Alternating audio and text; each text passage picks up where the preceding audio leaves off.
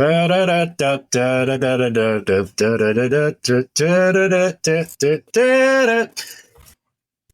once again for our 9th consecutive year. Or maybe not, brother. Here, time to celebrate the greatest in professional and amateur motorsport. It's the Motorsport101 Awards.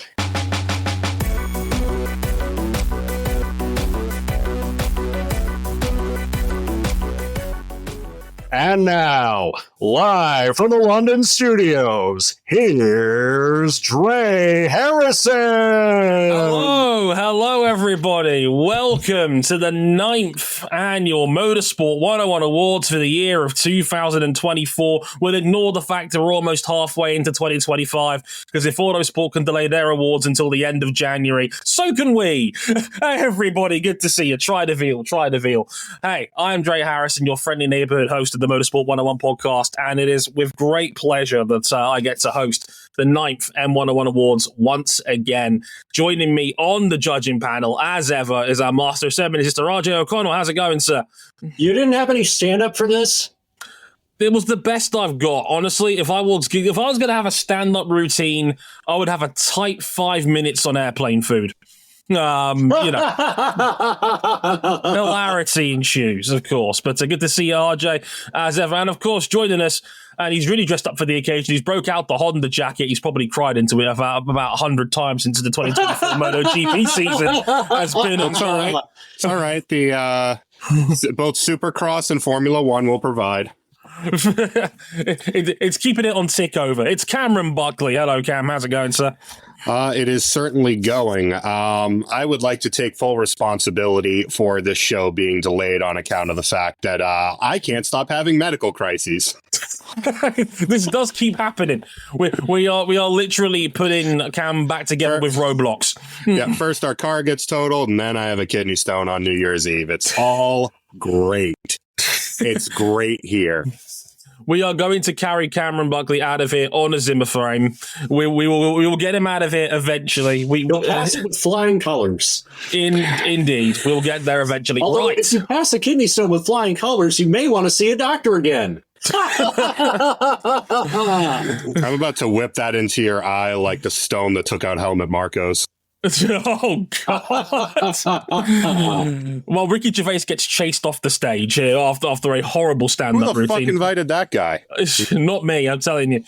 These jokes are worse than the Golden Globe, says Kira in our chat. Yeah, the audience is already heckling us with tomatoes because we opened the chat up to everybody who backs us on Patreon and on Discord. It's a rare perk of the show. I'll get the general housekeeping out of the way. Places you can find us real quick. We're on youtube.com/motorsport101. We're on facebook.com, /line. We're on Twitter at motorsport_101. Our personal handles at Dre Harrison 101, at cbuckley917, at RJ O'Connell, and we are all on Blue Sky at the same place, except for me. Just get rid of the numbers.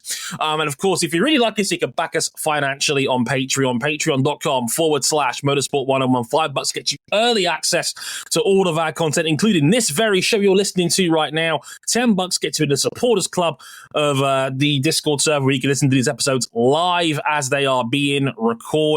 Apart from this show, which we opened up to everybody as a thank you for all your ongoing support, and sincerely, thank you so much for all your continued support. We've never had as many Patreon backers as we've had right now on the network. So thank you all so much for your continued support. It really does mean the world. So thank you. And of course, if you're in the audience, please feel free to chip in with the discussions as we go along, because you may even influence one of the three of us as we do this show. So for those who are new to the M101 Awards and don't quite know the format, here goes.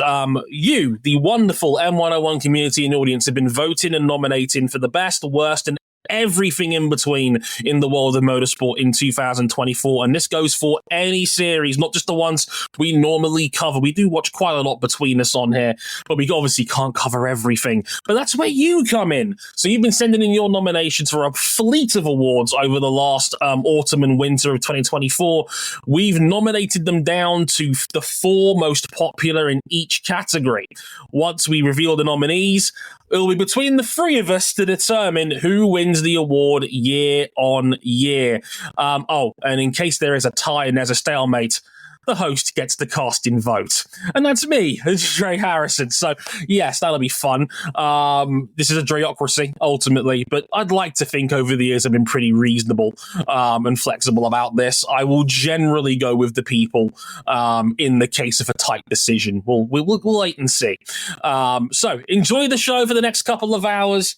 And let's start the 9th annual Motorsport 101 Awards with our opening award. We put a big one at the start to get the crowd going. It's the 2024 Race of the Year.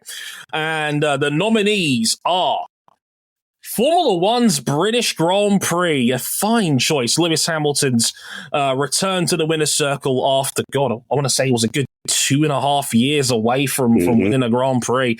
A pretty great F1 race by all accounts, no surprises there. The Rolex 24 Hours of Daytona, with an asterisk on the end, because it wasn't quite 24 hours, but it was still 23:58. Who's counting?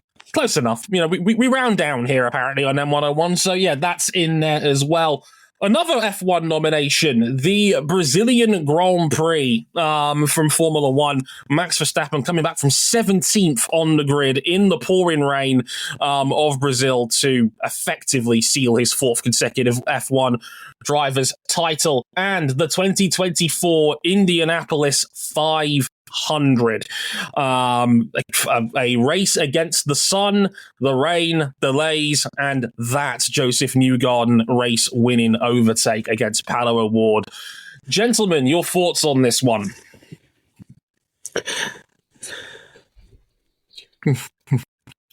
Hey, yo.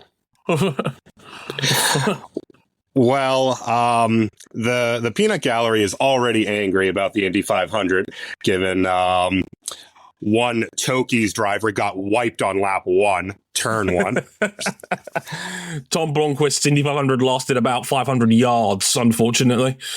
Poor guy. Well, not a bad selection this year, although, honestly, if I was going to pick an F1 race, I would have put Canada over both of them. A very viable choice, potentially, as well. I thought Canada had everything. I thought Sao Paulo kind of lost the fun once Max got to the front, because it really was just him opening a can of whoop ass on everyone in the general area. But big implications in the championship. I mean, Alpine sealing perhaps the worst car to ever double podium at an F1 race. Quite possible, but it was a race that got them $30 million of prize money, so who's complaining? Certainly not Flavio. And it had perhaps the single image that gave us this year's F1 season in a nutshell. Max Verstappen claiming the lead after starting 17th, and Lando Norris picking an alternate track layout at turn 1. Indeed. RJ, well, we know you went for the British Grand Prix. Talk us up. This was one of the other fun races of the year. It was obviously highlighted by Lewis Hamilton finding his way back to the top 7 of the podium. Remember, it had been nearly 2.5 years since his last Formula One Grand Prix victory back in Saudi Arabia in 2021. His 9th one at the British Grand Prix. Very, very fun race where we had mixed weather conditions. You had multiple tire strategies playing out. The timing of it, the tire selection at the end, the strategy for Mercedes really benefited Hamilton, as Lando Norris looked like that race was in the bag for him. Very, very compelling race. Formula One in general was full of good races this year. You might see that come up later on awards nomination. I tend to nominate strategically. I got to say as well, the Rolex 24 at Daytona, I was at this one. This was... I'll tell you, at the Daily Sports Car office, this kind of split the room, because on the one hand, you could look at this as just like, well, these are just 3 cars kind of holding their position for 16, 18, 20 hours. That's not really impressive. Where's all the overtaking? Where's all the position changes? Where's all the strategy? But on the other hand, that's 3 cars going full tilt for the race lead with very little separating them, and ultimately does whittle down to 2 by the end for the entirety of a 24-hour race. And that's very, very rare, even in this brand new golden platinum age of prototype racing that we have. That was my nominee. And I have watched, I mean, I was brought onto the show for sports cars. I have watched a lot of endurance racing in my time, and I would dare to put this year's Daytona 23 hours and 58 minutes in as perhaps the best one. Because, as you said, it was about 2 to 3 cars going at it, pretty much holding station for 16 hours. They were holding station less than 5 seconds apart from one another. Yeah. Usually they were nose to tail. This was a 1v1 combat between the 7 Porsche and the 31 Cadillac for about 16 hours in a row. And they just wouldn't let up on one another. Yeah, I personally went for the Indy 500. That was my personal selection. I loved this 500. It was a more aggressive 500 than necessary because we just didn't know at the start how long this race was going to be, how we were even going to get the full 500 miles in, because there was concerns about sundown. There was concerns about potential number of cautions. A number of incidents could have slowed this race down enough to the point where we might not have even gotten all 500 miles in. We were checking the laps off as we went, and it led to a very aggressive race. A lot of overtaking, a lot of back and forth drama. Some of the Hondas imploding early on was drama. Big name contenders spinning out like Will Power and Colton Herta. And of course, at the end, we had, for me, the most fairy tale picture perfect ending. The 2 best oval drivers in the world, Joseph Newgarden and Palou Award. Palou Award, the 3rd year in a row he'd been in the thick of the action right at the very end. Palou Award did everything right, and he still just came up short when it mattered most, as Joseph became the first man in 22 years to defend the Borg Warner successfully. I nominated it because, as you know, I have a race review series on the website. I review everything I watch, and this was the only 10 out of 10 I gave all year. There was a few 9s, a couple of 9.5s that got very close, but the only 10 I gave out all year was the Indianapolis 500. However, what I would say is that if I did normally review IMSA and I did normally write about sports cars, the Daytona would also be a 10 out of 10 race. I did watch that race in full. It was a wonderful, wonderful sports car race. It was as good as you could possibly hope an endurance race could be, in my opinion. It was a pair of teams, of sets of drivers at the absolute peak of their game with no choice but to be at the peak of their game for 16 consecutive hours, basically from sundown. Yeah. Because obviously sundown is quite early at Daytona because of when it is. Obviously now it's only a couple of weeks away as we speak, but damn it, it was good. Damn it, the 500 was good. Again, I would have probably put Canada for F1 up there. It races where I couldn't really add a whole lot to them if I could run them back. Only 4 make the list. If Canada had snuck its way on, I would have had 0 complaints about calling it a contender. It was a great F1 race in its own right. Changeable conditions, driver ability at the forefront, 4 or 5 potential different winners, a lot of drama, a lot of thrill. Strategy came into play. We had a race that went from wet to dry. It ticked every box, and it's a shame that only 4 made the cut because Canada would have absolutely got in on any other year. I think we've done this. I'll tell you how I feel about the award.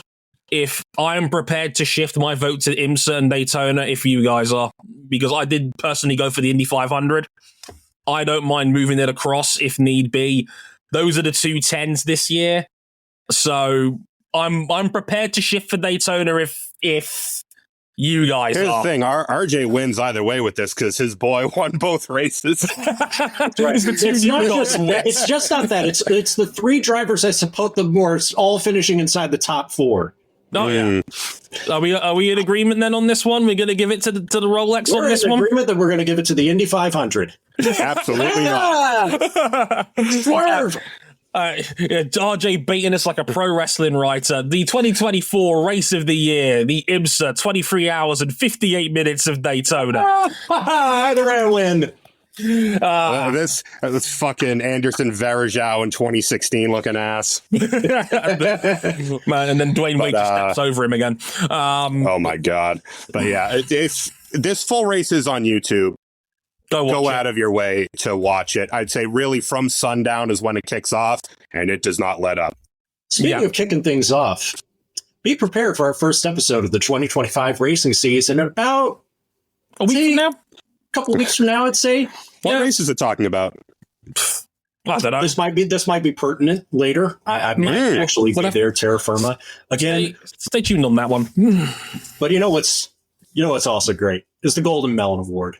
This is the Ross Chastain Memorial Award for the best overtake. Ross Chastain is still very much alive, even if he has not been at his best since that 2022 Golden Melon overtake. But Dre, as I understand it, we have 4 outstanding contenders for the best overtake in all of motorsport.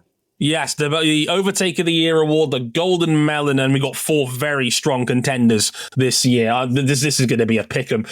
Your nominees are Tyler Reddick's double pass for the win at Homestead over in NASCAR. Well, one you got to see to believe. Tyler Reddick just put his foot down and rode that mother trucker. Francesco Bagnaya's double overtake on lap 1 at the Spanish Grand Prix at Jerez. One of the best biking overtakes I've ever seen. Alex Albon's double overtake in the Canadian Grand Prix in Formula 1 on Esteban Ocon and Daniel Ricciardo. And finally, Joseph Newgarden's Indy 500 winning overtake on the final lap of the Indy 500. Gentlemen, pick 'em. This is the toughest Overtake of the Year award I have ever seen. Oh, man. I mean, I want to start off with Albon on Ocon and Ricardo. What that was actually was a 3-car crash where none of them hit each other or anything. How? You're not supposed to pass at that chicane like that in the wet. Too. He passes 2 cars and he splits the difference in the middle of them as well. I mean, unbelievable bravery, a deep level of understanding from all parties involved. Somehow it didn't win F1's own Overtake of the Year in the FIA Awards Gala in December. Somehow that went to Sergio Perez in China. I think even Perez was surprised. We had to give him a single point for something this year on his way out of Formula One. Bagnaya's double overtake around the outside of the hairpin at Perez to get past Jorge Martin and Marco Bezzecchi. That's inch perfect, man. I know, Francesco Bagnaia did not come away with the championship. I know that, but 10-win season, no championship is pretty bad, but you can't take that away from that's it. And he got past Marquez by the end of the lap, too. It was a video game move. It was a move that was beyond superhuman, and something only Pecco Bagnaia, the master of the brakes, could have pulled off. He is as good on the brakes as just about anyone I've ever seen on 2 wheels, and that right there is the proof in the pudding. God damn. What's crazy is I'm watching Albon's overtake on camera right now, because admittedly, I didn't ever watch much of this because I was busy doing other stuff. Oh, that's perfect. That's really good. Is it as good as Tyler Reddick winning the race at Homestead in the last lap, passing Denny Hamlin and Ryan Blaney?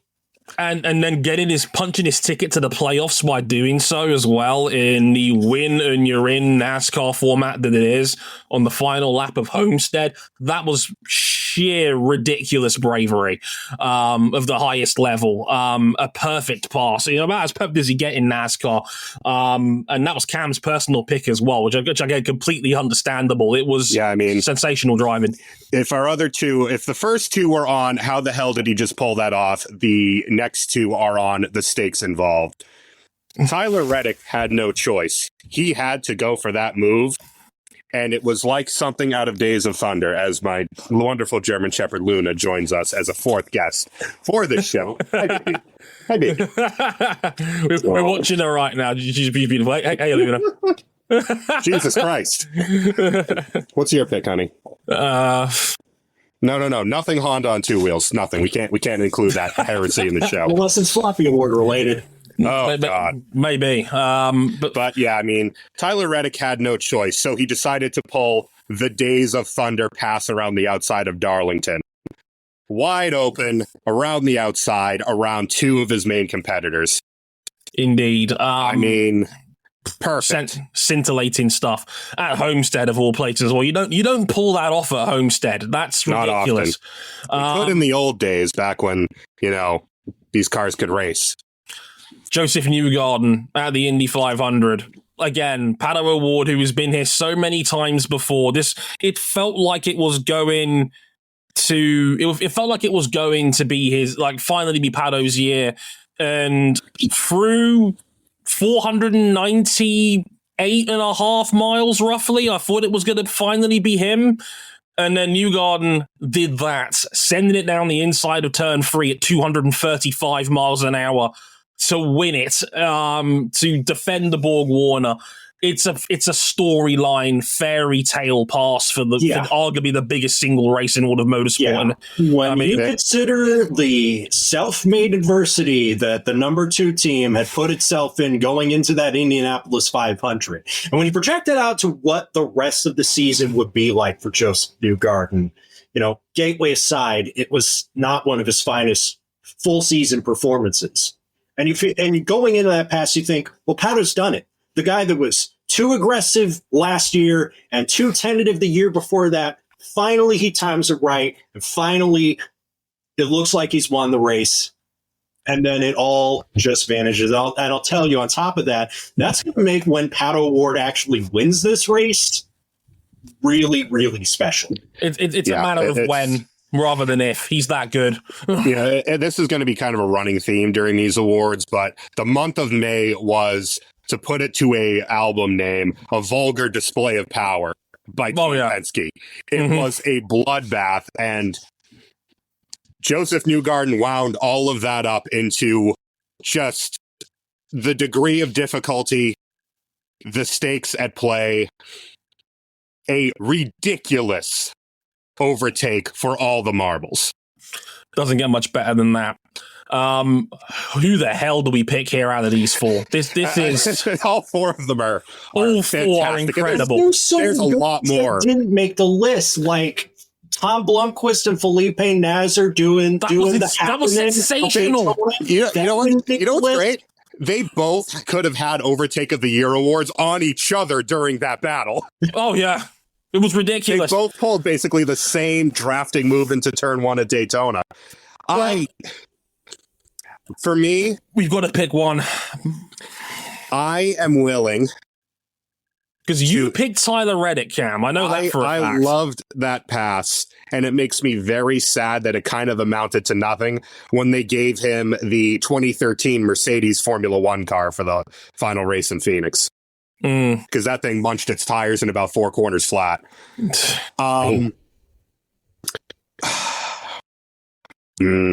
And I would have gone with man, this one's tough. Because Albon and Ocon and Ricciardo was good, Bagnaia was good, but when you consider the stakes involved, Joseph Newgarden's may not have been the flashiest pass, all things considered, but the stakes involved and it just means more. The inch perfect precision needed to make it to happen.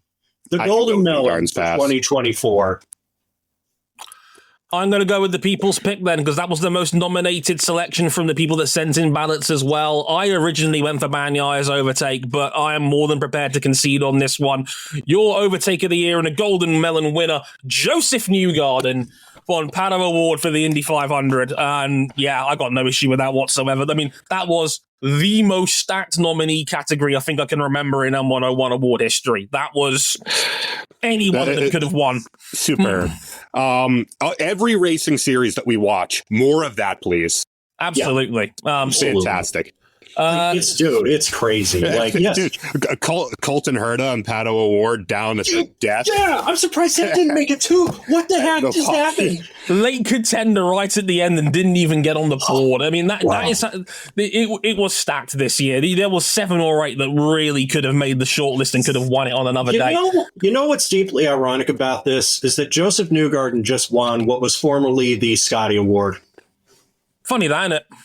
Boss Bros, etc.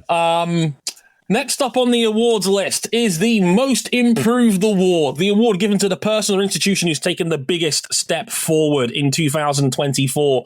Nominees are RB's driver, Yuki Tsunoda, over in Formula One. We have Adrian Formeau in the World Rally Championship for Hyundai. We have Colton Herta, IndyCar Championship runner-up this year, and the Haas Formula One team for finishing 7th in the Constructors' Championship this year under Io Komatsu's new lineage. This is going to be a fun one. Where do we go with this one? Because the funny thing is, only one person's nominee list ended up actually making the final four, and it was Count Buckley who chose Haas. I'm now curious, what did you guys vote for? Because y'all aren't here. Good question. What did you go for, RJ? I forgot. But while Jason picks that out of the list, Jason will fish that one out. Jason I'm sure. will remind me, but let's talk about Adrian Formo for a second, because I know we don't follow World Rally Championship full time. Adrian Formo came into this season looking like the only reason why he's still at Ford M Sports World Rally Team is because he brings a lot of money from the French National Motorsport Board. But other than that, really hasn't been that impressive. Then he goes out and racks up 5 podiums and shows a lot of personality this season. I think, and Jason has just pointed out, my nomination was Le Mans winner Nicholas Nielsen at Ferrari. Nicholas Nielsen is one of the better success stories because of a Ferrari lineup stacked with guys that did single seaters, DTM. This guy was plugging away at Ferrari Challenge just a few years ago, and then he basically goes out and has the race winning stints at Le Mans as this year at Le Mans. That final stint to win Le Mans was sensational. Yeah, good at the national level in rally, but like nothing like this in the World Rally Championship. Say what you will about the door and the officiating. The man behind the wheel got that Ferrari home in superb fashion. It was sensational. He did his job, and as well, I still need to take a power drill to Jose Maria Lopez's teeth. That his final stint was. Trey, go on and tell them who you picked, because I know you are very eager to tell the audience who you selected. I've got to be honest, and I am not proud of it, but I had to put Santino Ferrucci on the list for IndyCar. Tomatoes. And you know what? You know what? You're right.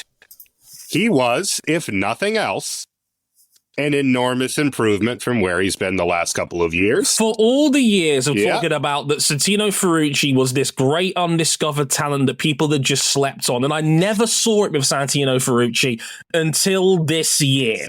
This was a year where Foyt, Michael Cannon or not, was still not a top team in IndyCar by any stretch of the imagination, and Ferrucci had more top 10s in that car this year for Foyt in about 20 odd years.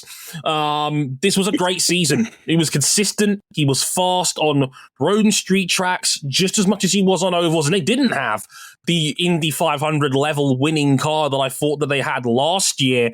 Last year's in 2023 when Ferrucci was this close to winning the whole damn thing outright, quite frankly. But overall, just one of the most improved dudes in IndyCar. It was on my top 10 IndyCar Drivers of the Year podcast I did with Joey Barnes over on Autosport as well. And I think he was worthy of that spot in consideration. He was quite possibly the most improved driver in all of IndyCar this year. And I think he deserves some degree of credit for that. Fascinating test next year with him and David Malukas in the other seats. I go with that.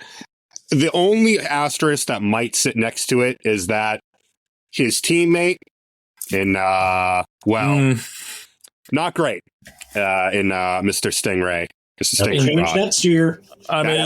Change hard next year when he is up against David Malukas, who we know is box office. Indeed. I mean, look at the nominees we've still got in front of us here.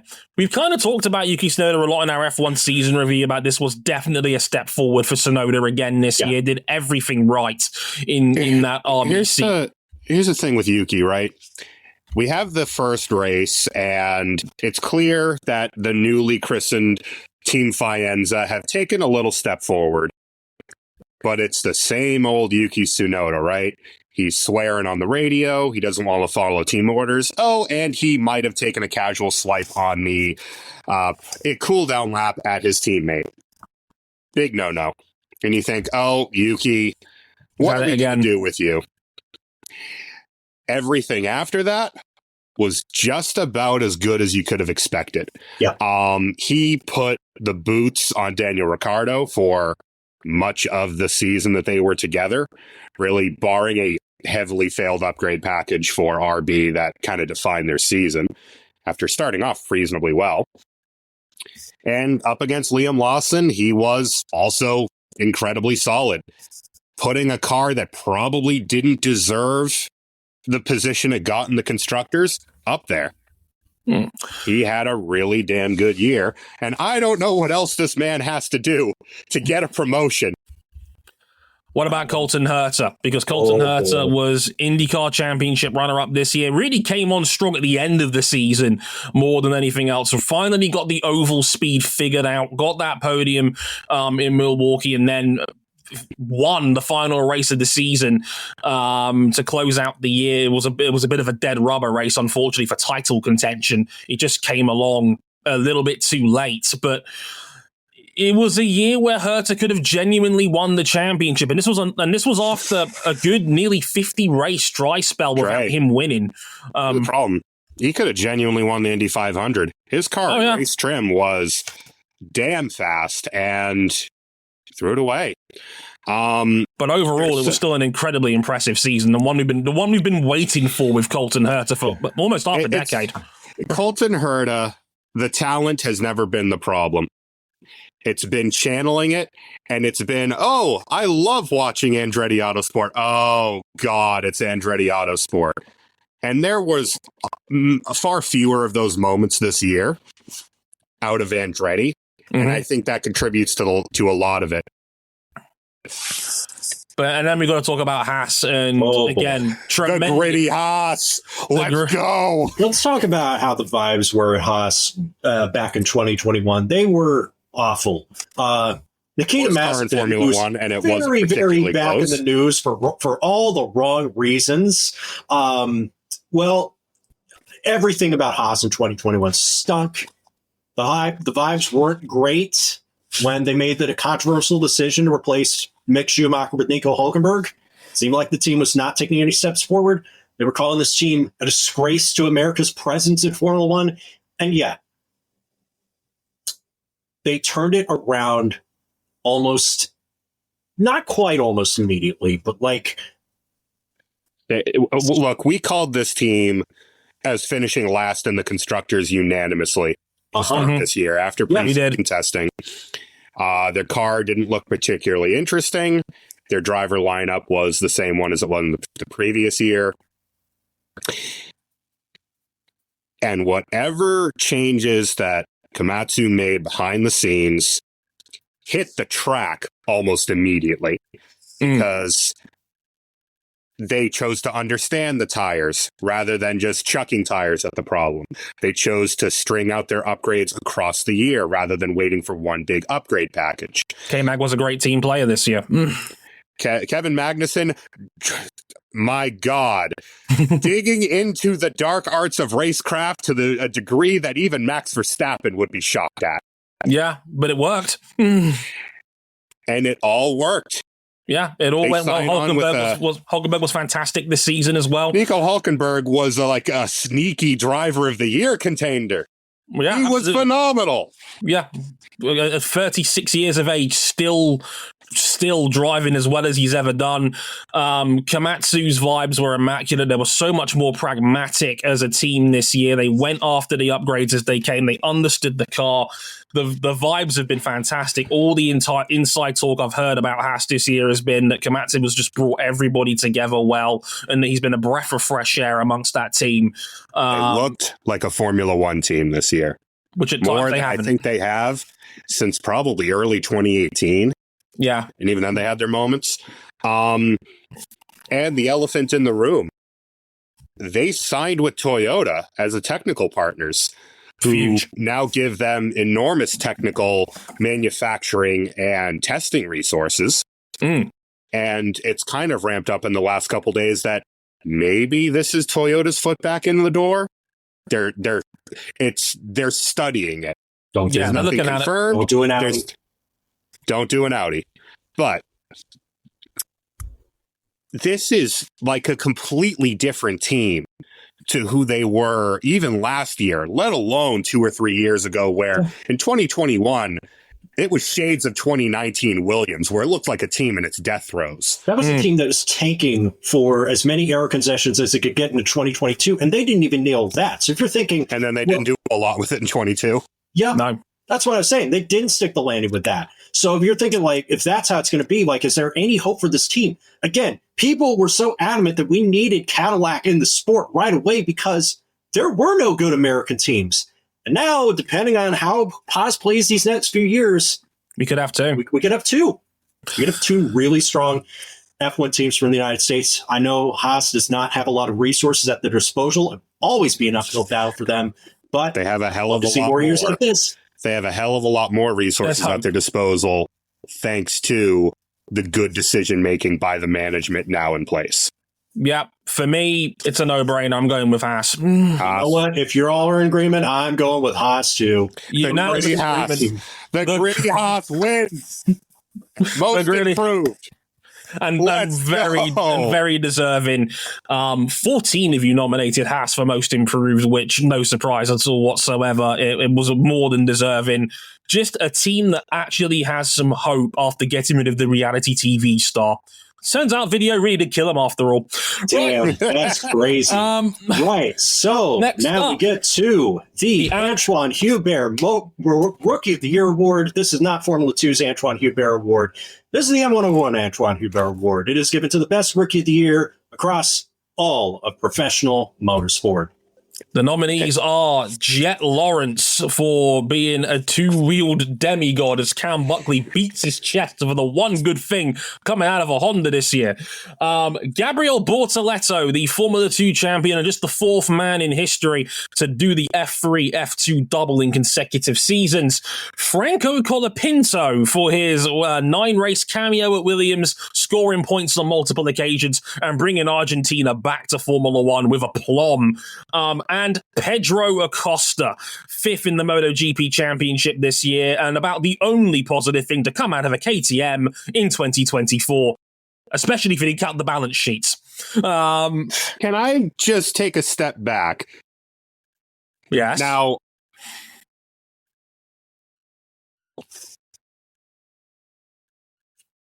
David Alonso isn't here. That's right, because I recognized that this was Alonso's second Moto3 season, which is crazy. He's not a rookie. I know multiple people who did actually vote for him as Rookie of the Year. That is wild. Look, David Alonso's season is a fantastic sophomore season, but it just didn't make it. It's not a rookie, so he's not here. Don't worry, David Alonso will feature later on, I promise. Damn, he's not Brian Scalabrine, 17-time Rookie of the Year. I mean, Cam, gas up your mans, because I know you nominated for Jet Lawrence. Jet Lawrence is not human.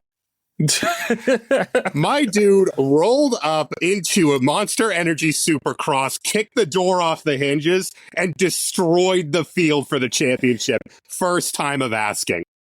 Pretty damn good, if I do say so. Marquez didn't do this when he came into MotoGP. Well, he kind of did. Took him a little while, but he got there. Not that dominantly. Not even dominantly, though.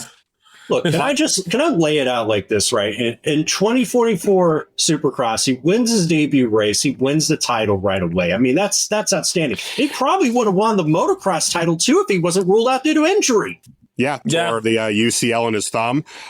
Sadly, his stock has taken a hit as account of last night. He got stuffed into turn one. And ended up like 9 seconds down after one corner. However, I have not seen someone like Supercross has some quality veterans. Chase Sexton, Eli Tomac, who's just come back from an Achilles recently. Ken Roczen, he made them all look like amateurs. He made them irrelevant overnight. I don't know how. Gabriel Bortoleto deserves a mention. I mean, just ultra consistent in Formula 2. This was a year where Formula 2 was apocalyptically crazy on every level. New car, over 28 different regular drivers did at least, I think, 2 races this year in some capacity. 18 different winners, and Isaac Hadjar maybe had the slightly stronger upper end results, but Gabriel Bortoleto just got stronger as the year went on, and then wrapped it up with a strong Abu Dhabi to close out the year. Like I said, the fourth man ever. I mean, we're talking about esteemed company here. Oscar Piastri, George Russell, and Charles Leclerc are the other three to have done the F3, F2 double as rookies. That just doesn't happen very often. It's very good company to be around, and Gabriel Bortoleto was that one. Franco Colapinto,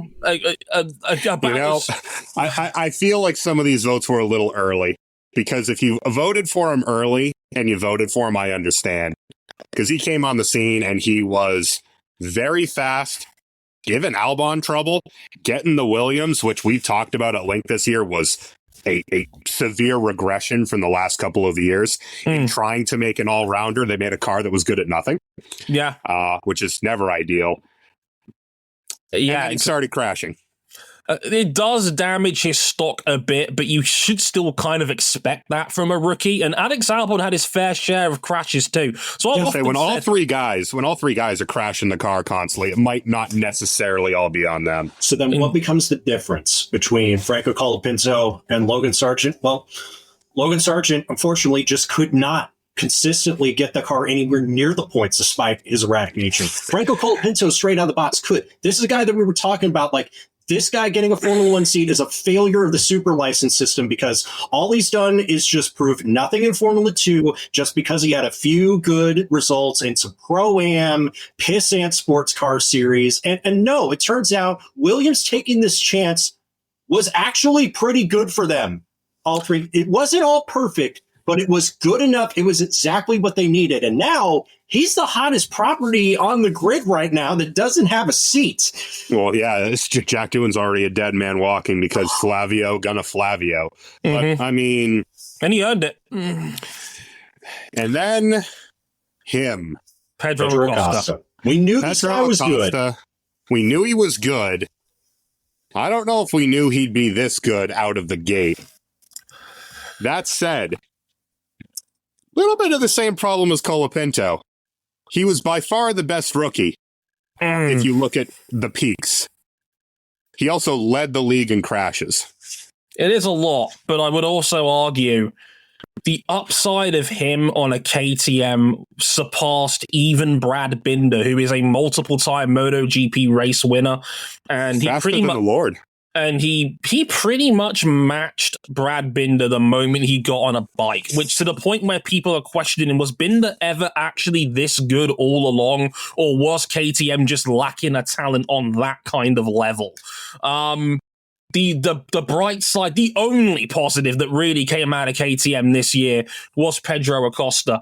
Rookie of the year, I've got to correct myself, he was 6th in the championship this year, 215 points, had a pole position, 5 podium finishes. No one else who wasn't on a Ducati had more than 1 in Grand Prix trim this year. Had a genuine shot to win the Japanese Grand Prix late on in the season as well.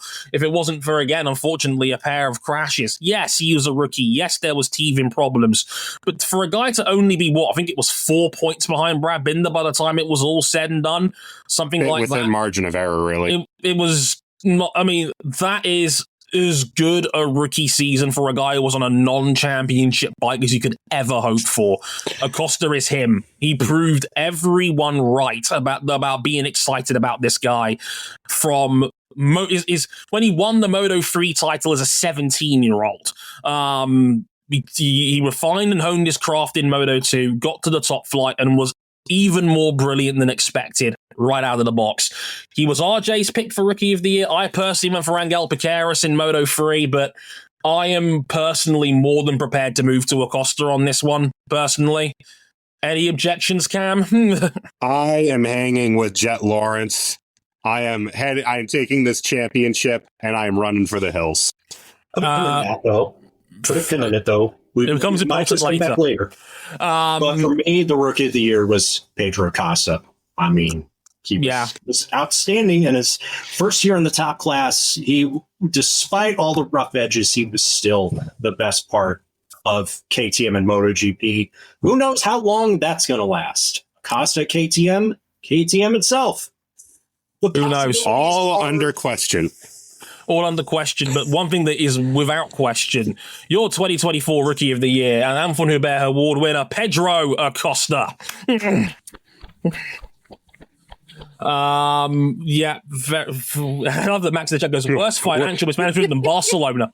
Which, that's just a club tradition at this point. Now, Drake, to be fair, that's the case for KTM too. Something brand new. We got a brand new award this year, one of two brand new awards this year. The Best Vehicle Award, which is exactly what it says on the tin, the best vehicle to take place in motorsport this year. And we got 4 strong nominees this year for the first M101 Vehicle of the Year award. The nominees are the Boscoscuro B24, the brand new Moto2 chassis that led to its first championship win this year, courtesy of Ayagura, of course, in Moto2. Many a race winner to come out of that camp. We have the McLaren Mercedes MCL 38 in Formula One. 5 Grand Prix won this year, and a Constructors' Championship. McLaren's first in, 26 years was the last time they last won a Constructors' title? Despite their best efforts. Despite their best efforts, the Ducati Desmodeshi GP24, which won, I want to say 16 out of the 20 MotoGP races this year.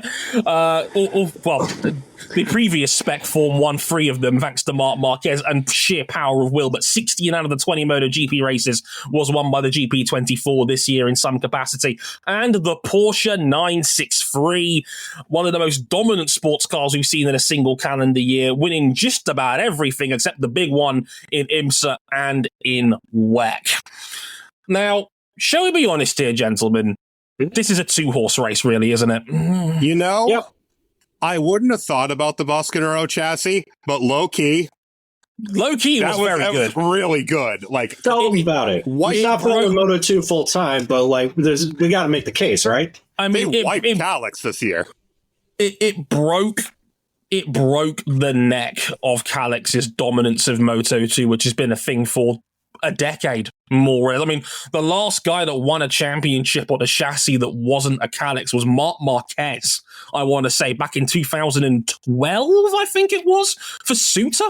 So the fact that we've had someone break that stronghold is a very, very impressive job indeed. And again, a great fleet of riders. Sergio Garcia was very strong early on. Ayagura was tremendous in the way he won that title this year.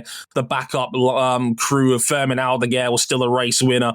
Alonso Lopez, a bit of a tail off from him this year, but still just a very strong chassis that's forced Calix to get its arse back in gear in Moto2. It's a strong argument, certainly. Yeah. McLaren, no. it's because, man, we started the year, it could have been the RB20.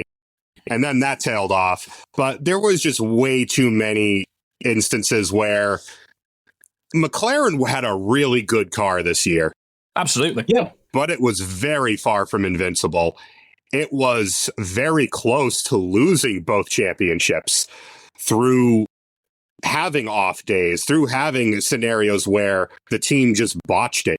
The drivers just botched it. And Ferrari almost snuck the constructors away from them. You know who didn't get anything bar the scrap snuck away from them this year? Ducati and Porsche. Oh my gosh. It's got it between these two, hasn't it? Ducati's case is simple. Look, I don't like the direction that MotoGP is at right now, where it's one manufacturer. It's like you're on a Ducati, you're on a contemporary Ducati, or you're got nothing. You've got nothing to fight. This is the best vehicle award. That to me was one of the best vehicles that I've seen in a while. I mean, you mentioned 16 wins on the season. There are a variety of riders, not just Francesco Bagnaia and Jorge Martin found results on it, Drake. Enea Bastianini won his fair share of races, and when he did, he was brilliant on it. In those unique scenarios where tyre preservation came to the forefront, Enea Bastianini was very, very hard to beat. Back half of races, he was virtually unstoppable. For the last third of a race, he's the greatest motorcycle rider on earth. Yeah, the first 2/3.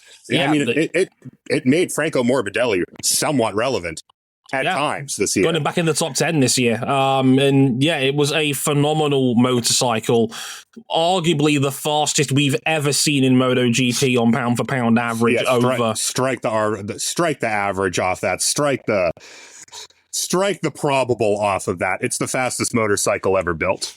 Yeah, that's an incredible machine. And again, 16 Grand Prix wins this year. And Ducati is an overall manufacturer, winning 96% of all available points in the championship this year. Complete and utter domination from start to finish. Only Maverick Vinales' heroic run at COTA was the only Grand Prix Ducati didn't win all year. Yeah. Dude, incredible. And on the other side of the coin, and I know Cam will fight hard for this one, the Porsche 963. Oh my gosh. So I can tell you that in the lead up to the Rolex 24 to start this season, I was having a back and forth with my deputy editor, Stephen Kilby, Daily Sports Car and Racer, and we were talking about the 963, and we were talking about the results that it achieved at the back half of IMSA last year. And he was more of the opinion of just like, I just think it's a bit of a disappointment because the Porsche 963 did not come out of the box with all the results to match Porsche's endurance racing pedigree. And then they enter year 2 Porsche prototype. And then they won Qatar. And then they went on to be the commanding force in the IMSA GTP Championship, where they finished, I think it was 1-2 in the standings. 1-2 in the standings, complete stranglehold on all available championships in IMSA, basically from start to finish. And the World Endurance Championship, too. Remember. They broke the LMH homogeny at the front. Yeah. They were the only LMDH-built car that not only won races, they dominated a couple races. They won in Toyota's backyard. The two big ones that escaped them this year, Le Mans wasn't all on the car.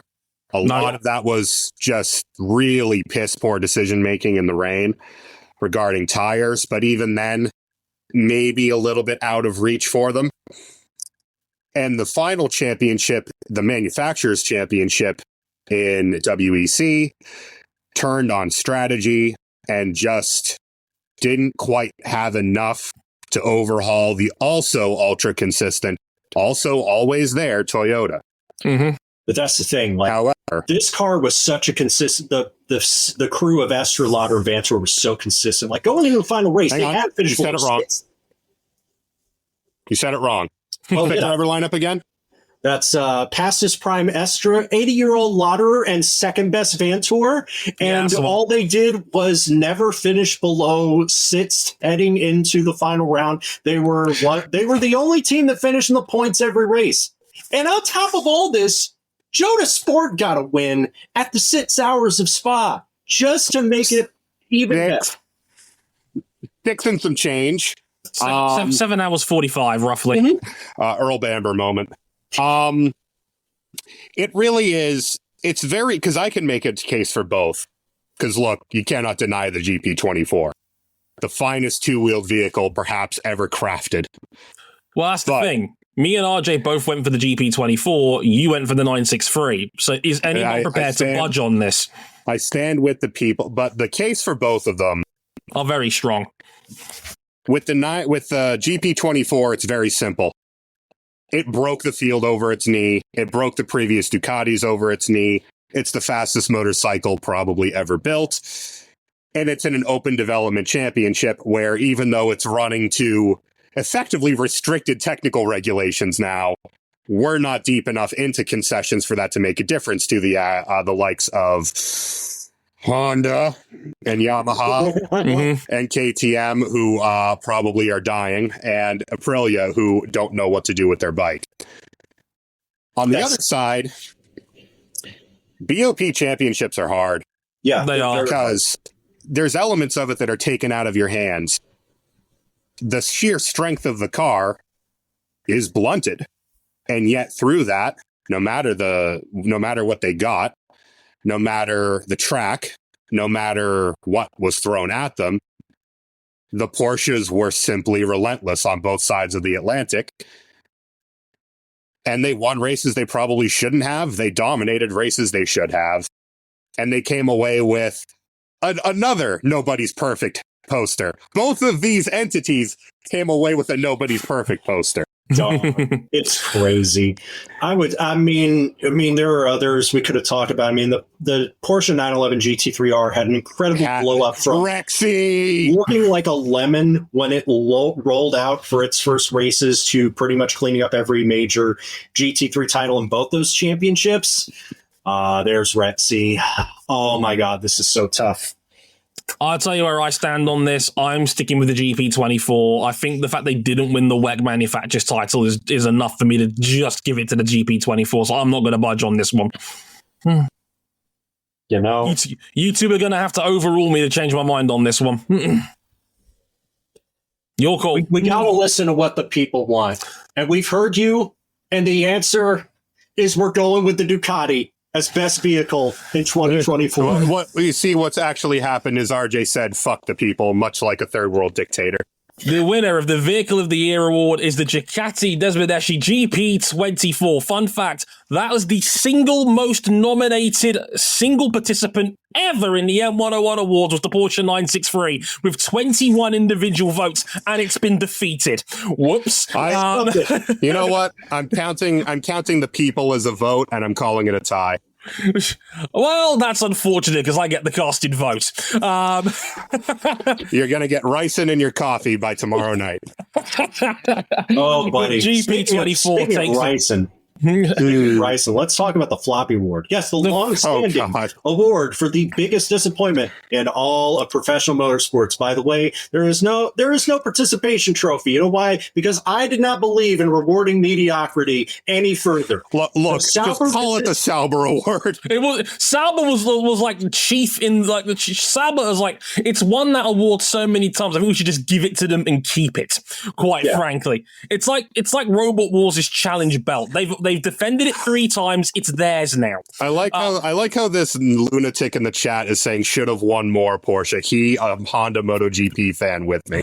Yes, of course. Right, the nominees for the Floppy Award are Prima in Formula 2 for simply not understanding their brand new car and ultimately not winning the team's title this year.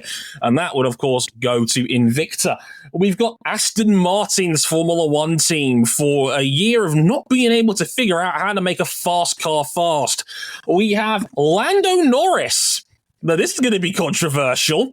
Lando Norris, the Formula 1 World Championship runner-up. That's wild. For not winning the title in the best car, maybe we'll talk that in a minute. And of course, Sergio Perez for seemingly having a final F1 year to forget. Hang on, y'all had expectations of Sergio Perez, which is adorable in my opinion. I had expectations of Aston Martin to at least maintain their level from early 2023. That was your pick, RJ. So you tell us more about Aston Martin. They were 5th place. They were a distant 5th place. There was no inclination that this team was going to reach anything near the level that it did in early 2023, where the Aston Martin was a regular contender for podiums, where Aston Martin had gotten a few things right, could have stolen the Monaco Grand Prix and given Fernando Alonso his first win in over a decade. That didn't come close to happening at any stage in 2024. That didn't come... No. Aston Martin was... They were a disappointment. They were a huge disappointment as McLaren, Ferrari, Mercedes, and Red Bull just completely gapped them. And then it's not even like Aston Martin was involved in any good fights for 5th either, because they were still just far way ahead of everybody else, but nowhere near relevant enough to compete for victories. They've already gone through massive stat They've already changes. had their Formula 1 equivalent of the NFL's Black Monday. They've brought in a lot of ingredients to improve this team, but we talked about it on the season review. They better hit the ground in 2026 running. They better hit it Usain Bolt running with all the ingredients they've got, because you've got Honda and Adrian, and you've got no excuse. 5th place in the championship matches the number of floors they brought that didn't work this year. I mean, they had no idea how to make their car better. Their car, it's just a chronic lack of grip. And it meant that Lance Stroll was, a fucking disgrace, and Fernando Alonso didn't have a whole lot to fight with. Interestingly, Dre and mine, our picks are not here. I picked Williams, personally. Really? I think I picked Mercedes, actually. Interesting. Yeah, you could make an argument for Mercedes. Maybe not a winning one, but I could certainly see an argument for that. For me, Mercedes talked a lot of good shit coming into the year about understanding the car, and they've defeated the demons of the W13 and 14. Zero Pods had all the viability of a Canadian girlfriend, said a great Jalopnik writer. And yet,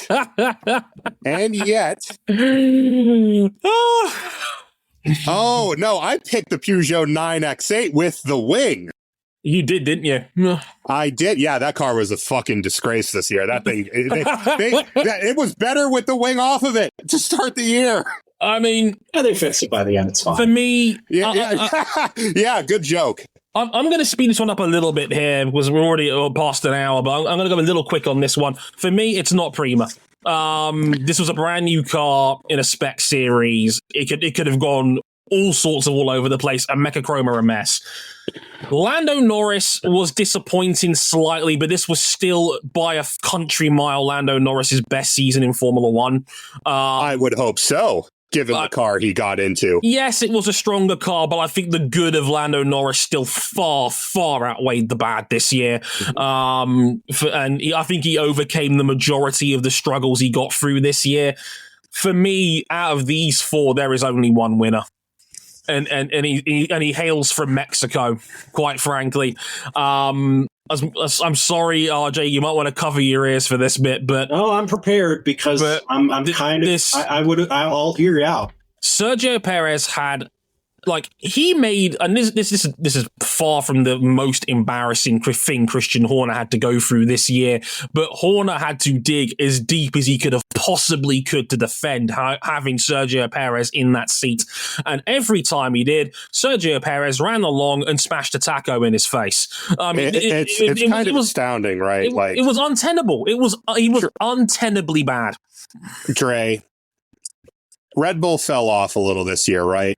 You know, they opened the year, boots to asses, looks just like 2023. And then McLaren brings a package in Miami that shifts the entire paradigm of Formula One.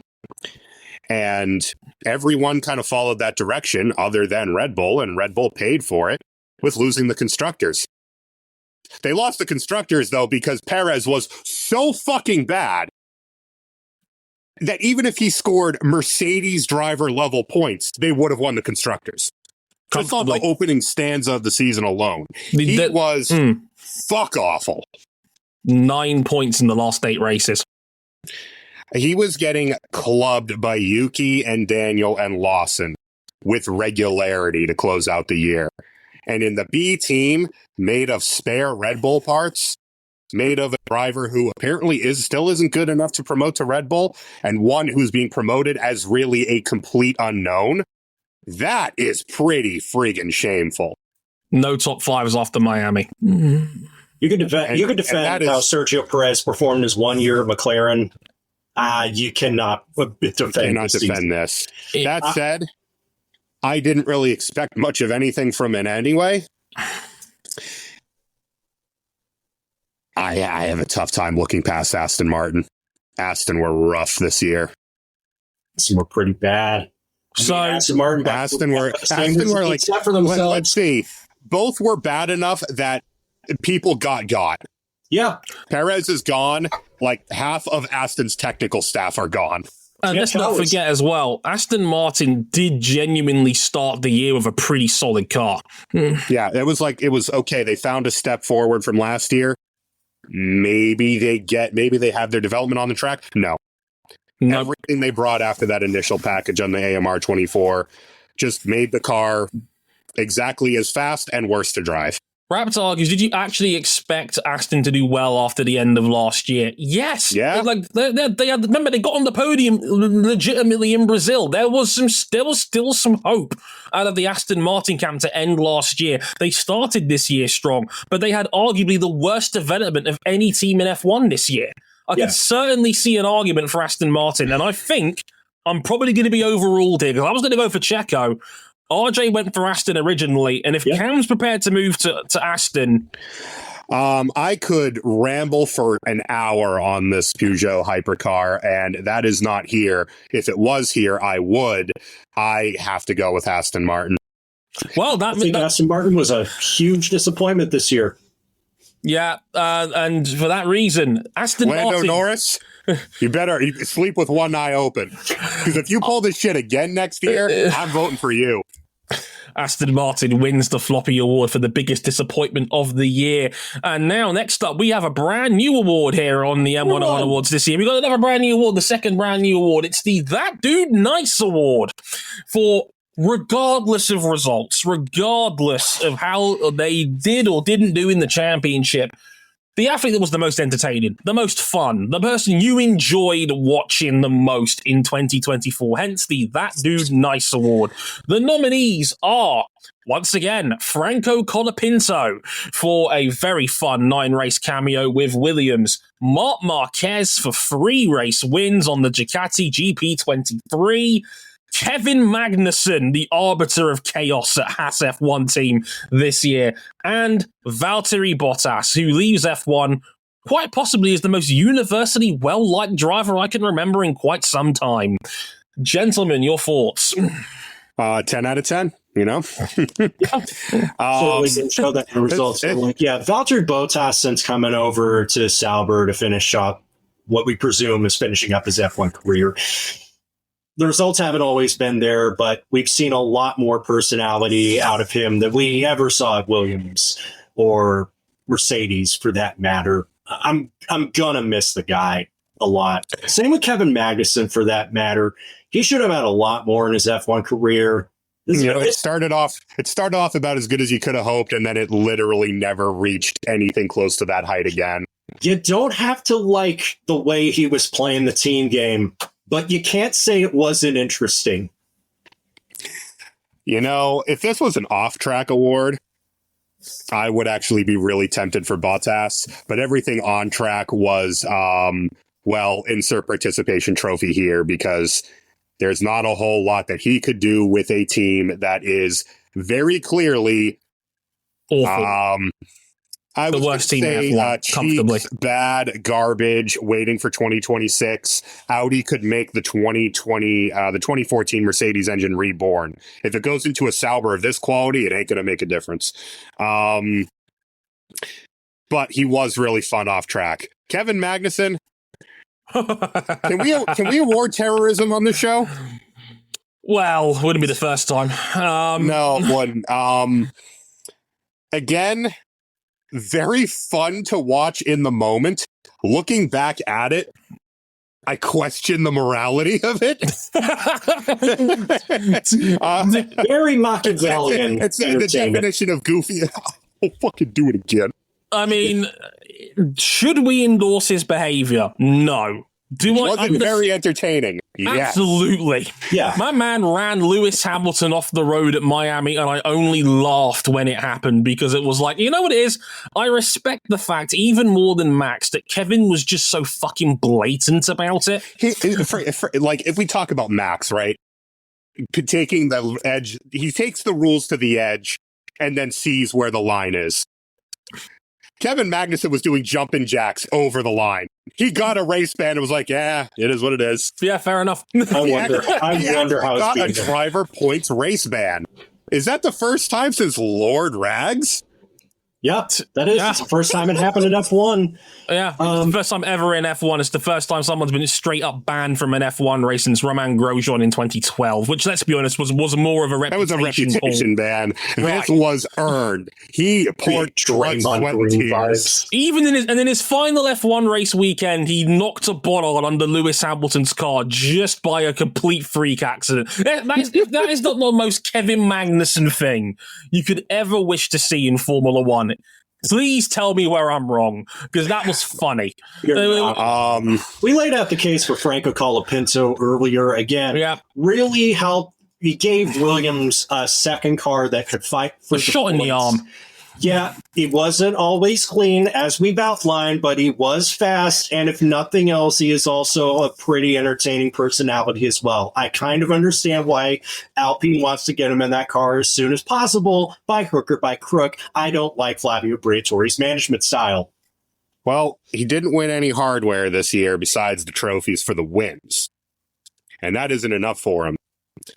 But if nothing else, after all the injuries, all the heartbreak, all of the divorcing his long-term team, Marc Marquez remains box office. Absolutely. He was in a field of 24s where we all knew that the 24 was significantly quicker than everything else. The consistent thorn in the side, the reason why I tuned in, week out, the fun, the frolics, the upside, the potential, the flashes of what made Marc Marquez what he was before his arm break in 2020. Marc Marquez is still absolutely 100% him. And Himalayan to the death. I mean, we made the point in their season review.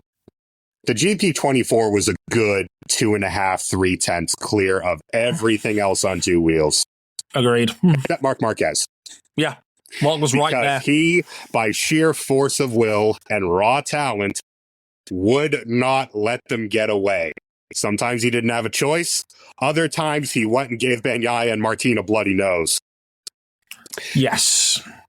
And on sheer talent and vibes only, and betting on himself, this dude was so nice, he left Ducati with no choice but to give him the factory bike next year.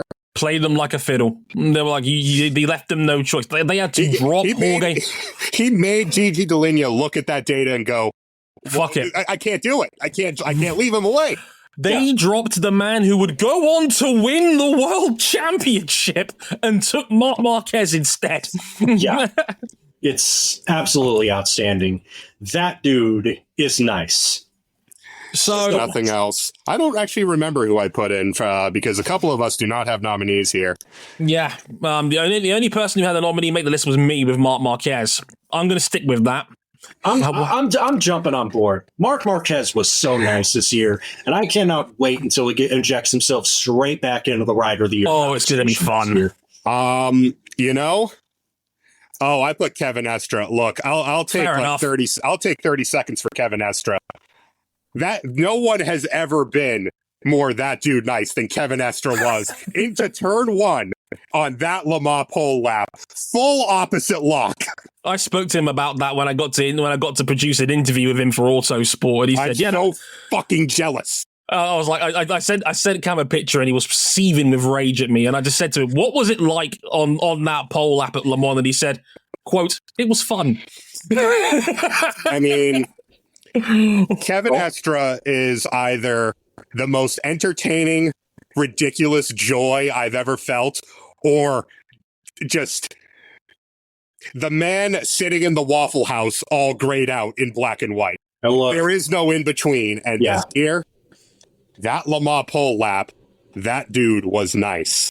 And Colt Herta, what a fun last win to close out the season. Absolutely. Nobody else got our friends in hot water with certain media outlets and certain teams' PRs, quite like Colton Herta did, because everything he did is box office. That guy's to shake hands. I'm so shake hands with that guy this year. I'm so happy that he's back at his best. Oh, by the way, he wants Sebring too. Oh, anyone's favorite with what is Delatraz doing? Cooking. I of the nominees here, look, if he was here, I would die on the Estre Hill. However, Marc Marquez is just as box office as anyone I have ever seen in motorsport. And damn it, it felt good to be back this past year. There is no one, in my opinion, that has ever rewritten the rulebook as to what makes MotoGP what it is in the last 30 years than Marc Marquez. I stand by that. I continue to stand by that. And this year was all the proof I needed. The man is still 100% Himalayan. That Dude Nice Award for 2024 goes to Marc Marquez. Yeah, that dude is nice. Next up, we have the Team of the Year award. And honestly, this one is so lopsided, I've got a feeling this one's going to be quick. The nominees... Hang on. Who the hell voted for McLaren? A lot of people. What's wrong with you people?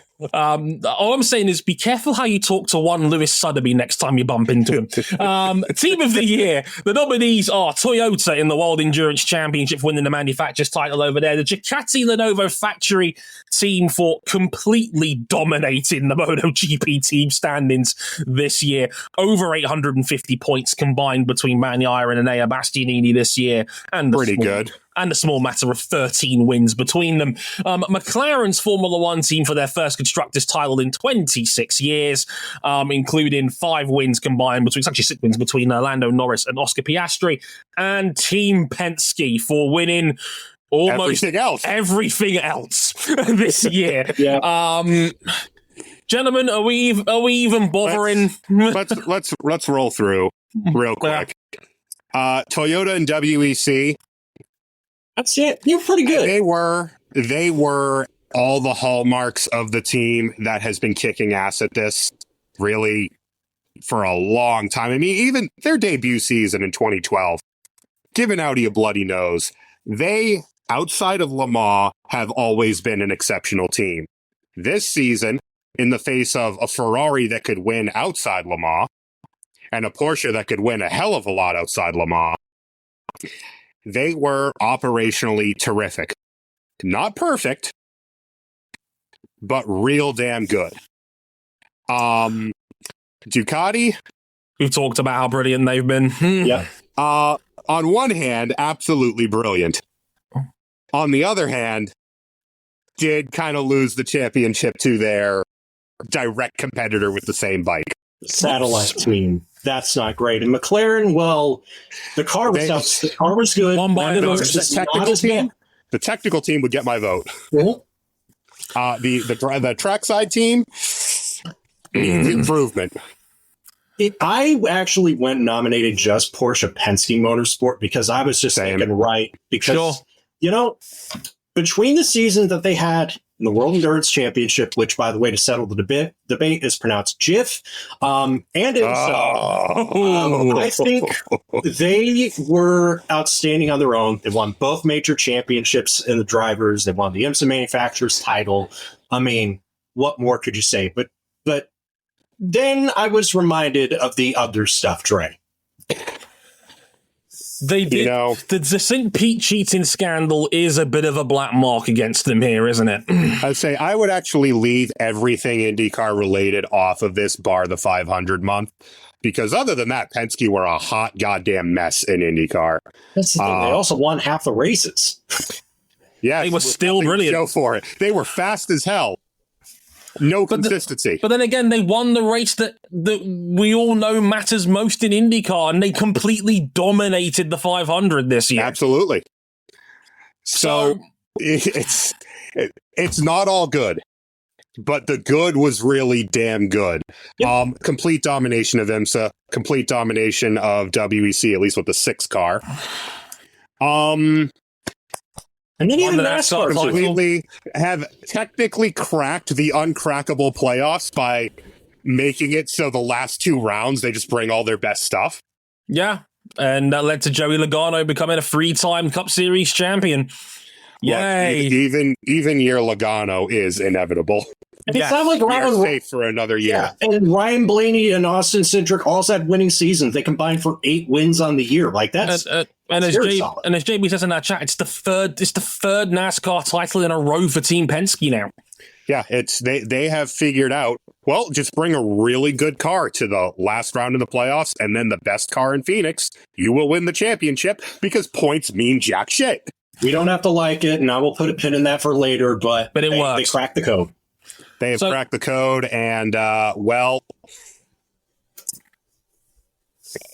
it's just, there's so much with Penske this year. They won so much. You have to give it to them, really, haven't you? I mean, I know that's where I'm going with this. I'm going to give an honorable mention as well. Team Toms. In all of Japanese motorsport, just throwing down on everybody. Yeah, absolutely. They won their third Super GT 500 title in 4 years. They won back-to-back Super Formula titles. What more could you ask for? They won that championship in GT 500 with time to spare. They won it in qualifying, which is impossible. That's only happened 2 other times. Yeah. Yeah, in a series with full-blown success ballast, they broke the field. It's Penske. It's Penske. Yeah, Team Penske, your team of the year for 2024. Roger. Another trophy for the cabinet. This post was fact check. For the love of God, get the 24 hours of Le Mans. This post was fact checked by true Penske fans. Right. Indeed. Next on up, a similar vein, the Beat 'em Down Award for the most impressive thing done on 2 or 4 wheels this year. The Beat 'em Down Excellence Award. The nominees are the season of David Alonso. The whole thing. The greatest championship season, arguably in lightweight history. Certainly the greatest Moto3 season ever put together. 14 wins on the year? The first time anyone's ever won 14 races in a Grand Prix season? It's kind of funny. People were saying, oh, well, it's not really the best because there's more races now. So we just kept running up the percentage for the remainder of the year. He won 70% of the races in Moto3 this year, which, given it's Moto-friggin-3, says it all, quite frankly. Marc Marquez in Aragon for a super Grand Slam weekend and a beating of the field that was absolute domination, to say the least. Porsche, nobody's perfect, and Max Verstappen and his dominance of the Brazilian Grand Prix in Sao Paulo this year. Those are your nominees for the Beat 'em Down Award for 2024. Where do we go with this one? We got some good stuff here. If I recall correctly, I actually voted for Esther's lap at Le Mans for this one, so... That, I guess, should play into the one that I'm going to advocate for. It wasn't just the prototypes. Porsche won all the GT titles, too. Can I say, I need to stress that when the 992 Porsche 911 GT3 are rolled up for its first races at Daytona, this thing was looking like a lemon. I know multiple customers of that car that were wanting to get out of that package as soon as they possibly could. It could not have gotten worse. We know a little bit about was balance of performance, but also it had wheel sensor problems that meant the tires would spin up fast and they couldn't make it undrivable at times. They were able to fix that, and a year later, it won Le Mans. It won both big titles in GIF and in IMSA. He's trying to get us canceled by the entire sports car community. Look, he's trying. Look. What were y'all expecting? You just set Manti loose on the GT3 class at Le Mans. That was never a good idea. Would have been a thunderous ass whooping. Over here, we painted a race car like a dinosaur, and it put boots to asses. It bit people for podiums. It bit people for wins all year. Long live Rexy. Nobody's perfect. 9 out of 10 available championships. In IMSA and WEC. David Alonso in Moto3. I mean, again, as mentioned, I thought he was a Moto3 rookie, and that's why I would have picked him for the Hubert Award until I learned he wasn't a rookie. But, the second season was not bad either. You know what? We'll give him the Ben Simmons Rookie of the Year award. There you go. Look, David Alonso was impossibly transcendently great. He broke every record in the book. He broke a class that is designed to not be broken. Yeah. Imagine, if you will, Daytona and Talladega with one car running away at the front of the field. Yeah, because you can draft him, you can pull up to him, it doesn't matter. Yeah, he was just so utterly brilliant. I mean, we talked a lot about Marc Marquez already in Aragon and the Super Grand Slam. I mean, if you want a sentence to sum it up, it was Francesco Bagnaia upon watching Marquez's runs in practice on Friday, where he turned to the media that was listening in for his debrief and said, I can't do what Marc Marquez is doing right now. He's leaning 5 degrees deeper than I am. Jorge Martin is as fast as anyone we've ever seen throw a leg over a motorcycle. He was folded in the sum of 2 sectors on race day. It was over. It was over by the end of the first lap. He chose to take the points. The guys who are incapable of taking the points. But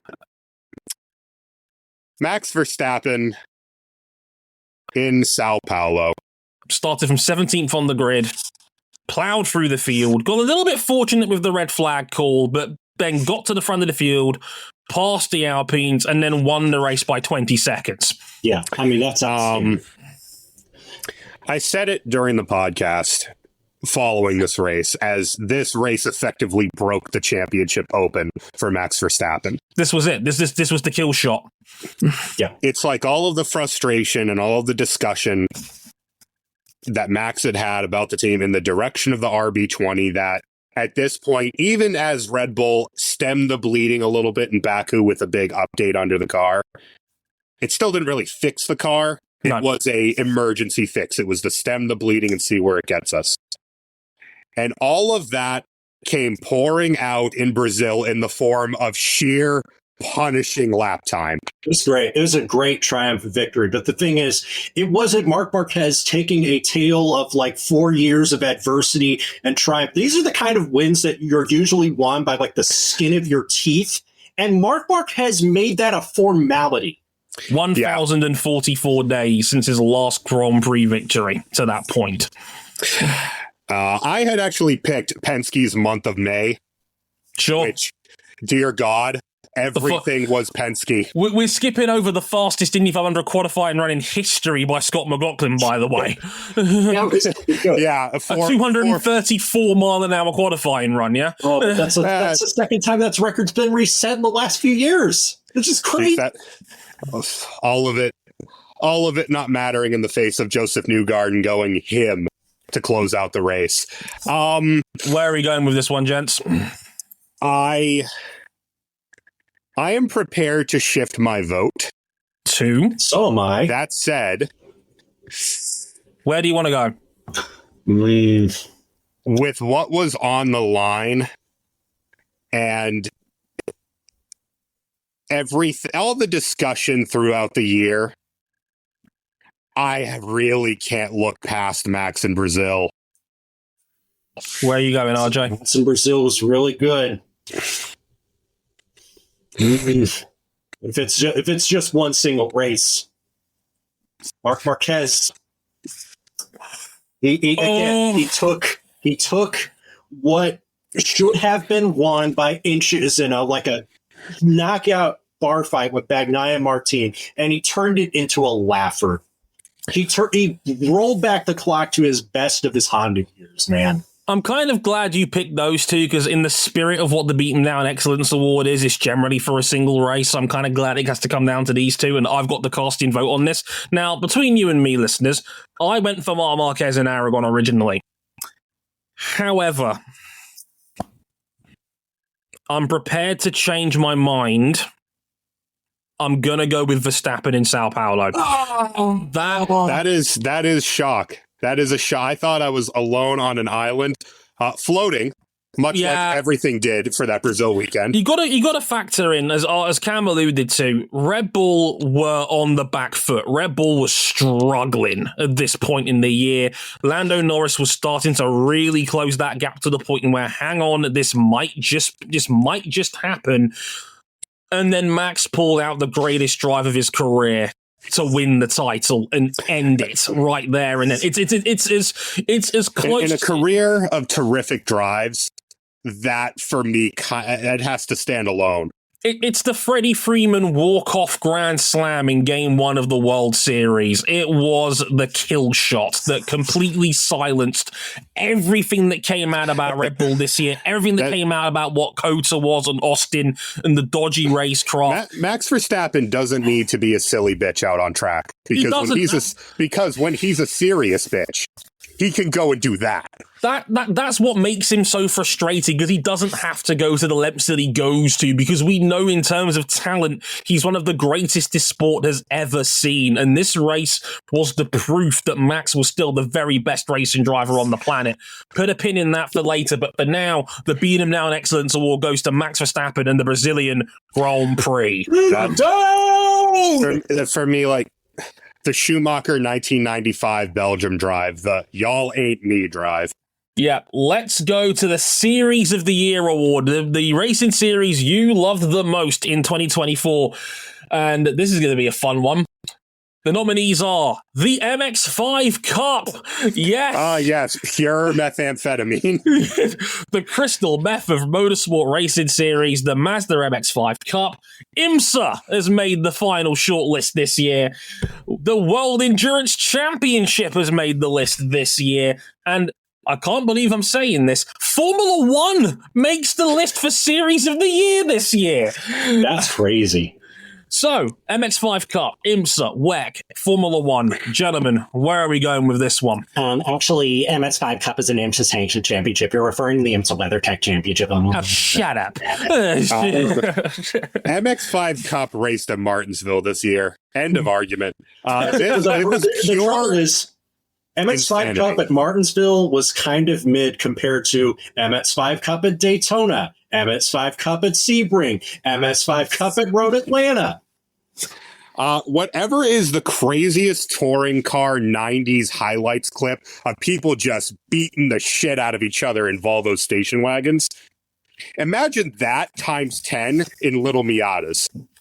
Yeah, look, in terms of sheer pound for pound endorphins being released and doing a line of coke in terms of a motorsport series, MX5 Cup is the one for you.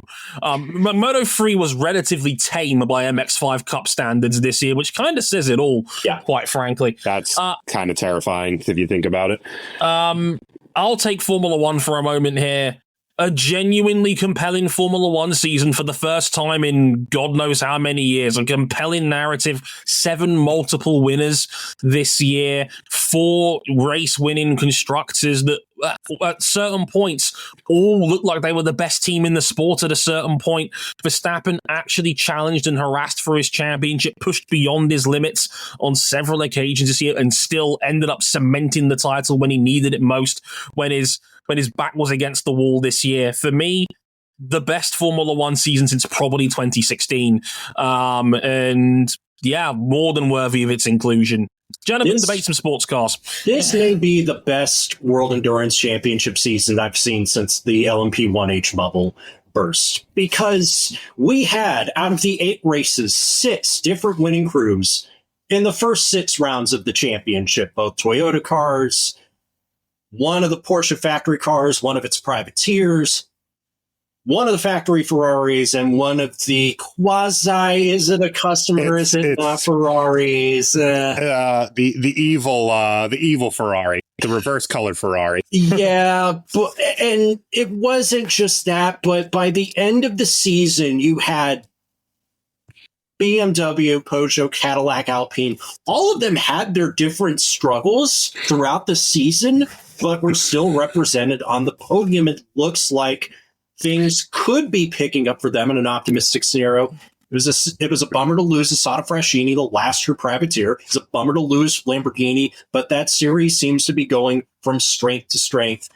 Yes, LMGT 3 was kind of a dud in some areas, but it still gave us some excitement. I mean, this series is heading in a direction that we thought would be impossible when the LMP1 era was at its absolute lowest and before all this manufacturer surge rolled right in. This is what you want a world championship to be. Absolutely. And unfortunately, you carry over some of Cadillac's struggles in IMSA to, not having no clip enabled.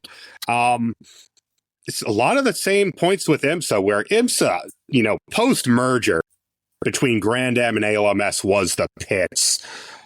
Horribly balanced, horrible tires, not a lot of on-track action. The on-track action was where it was messy at best. And a decade later, right, we have cut down heavily on the dentistry. We have cut down heavily on the anus doctors. Oh, word. Yes.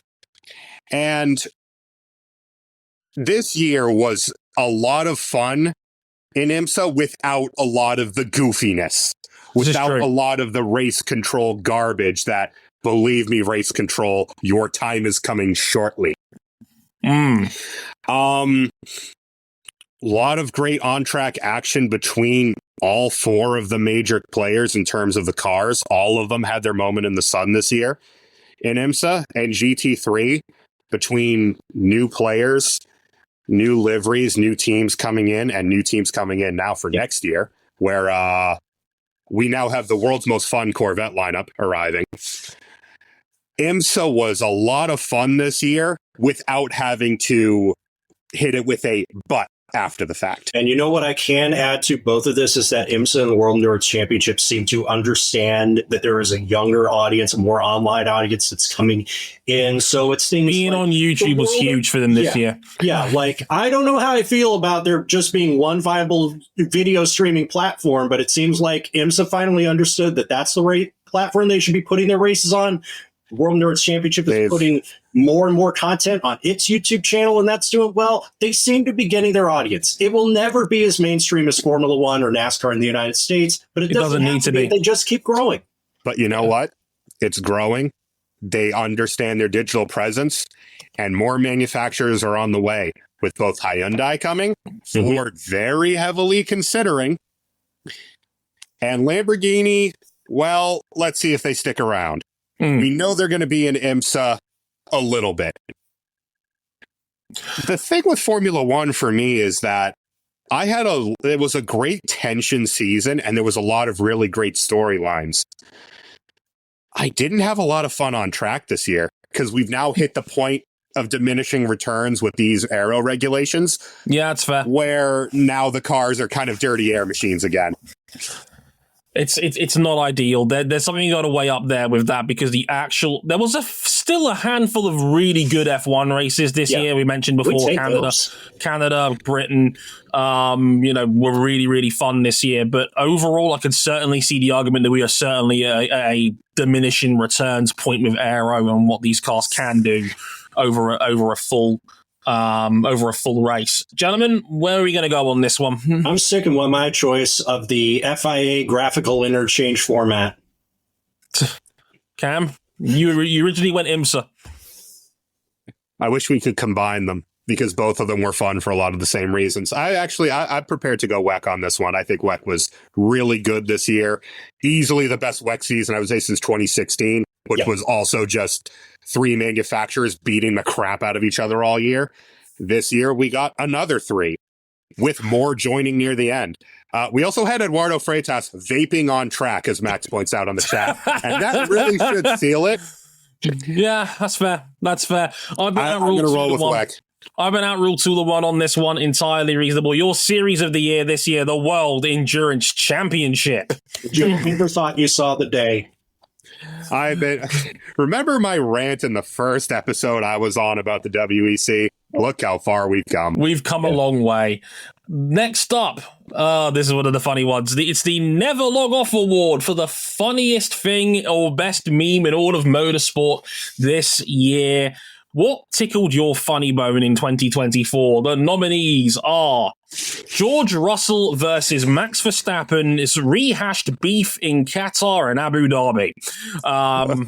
Two dumb bitches going exactly. Georgina falling down on the track at Barber in IndyCar. Because I didn't let myself become a victim of recency bias. This is true. Also nominated Pato Hu. After his I was at ground zero for that. Pato Hu in the Spice Bowl between him and Mark Miles in Milwaukee, and Lance Stroll into the gravel at the Brazilian Grand Prix. No. I claim title for this particular one. It's Lance's Stroll into the gravel. Oh, yes. Very good. Lance's Stroll into the gravel at the 2024 Brazilian Grand Prix for Formula One. This is a tough one. This is not for me. Not for me. Look, Russell and Verstappen in Qatar. Look, Max Verstappen is no saint. Far fucking from it. No. But George, if you're gonna lie, do it away from a dozen witnesses. Right. Me, when I'd spread information on the internet. Oh, I love lying. What's information even? Georgina falling down onto the track.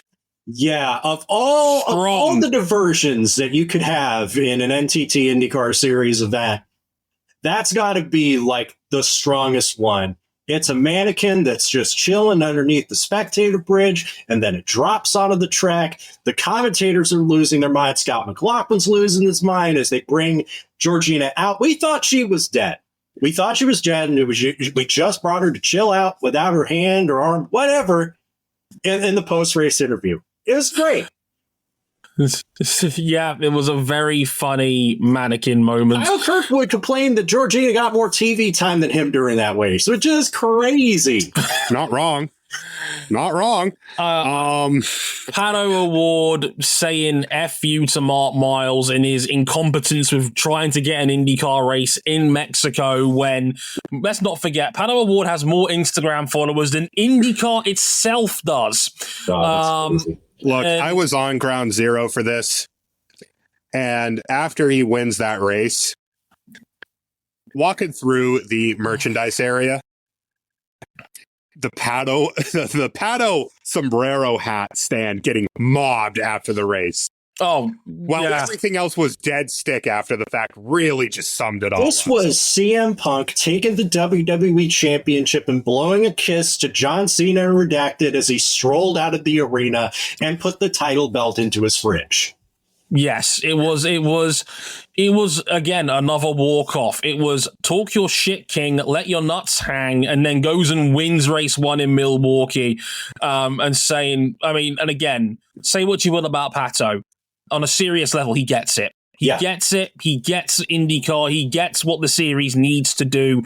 He's a guy that is very clever in how he promotes himself, how he promotes the series, and promotes Panou the brand in context of Mexico. And people line up outside his garages for good reason. And let's not forget, he's a damn good car driver too. One of the very best. The bird agrees. But yes, Panou Award, a very funny moment. Lance Stroll, need we say more about Lance spinning, going into the gravel trap in Brazil, and then he spins, he clips the wall, and then he has all the room in the world, all the time in the world to get the car out. He drives straight into the gravel and retires from there. It's just the personification of everything we don't like about Lance Stroll in one small clip. Trey, we don't see that shit in video games. No. I've seen it a couple times in video games. It's bad enough. It's a literal video game rage quit move. I love that Mike in the chat also goes, the crowd chanting Drogovic was just the cherry on top.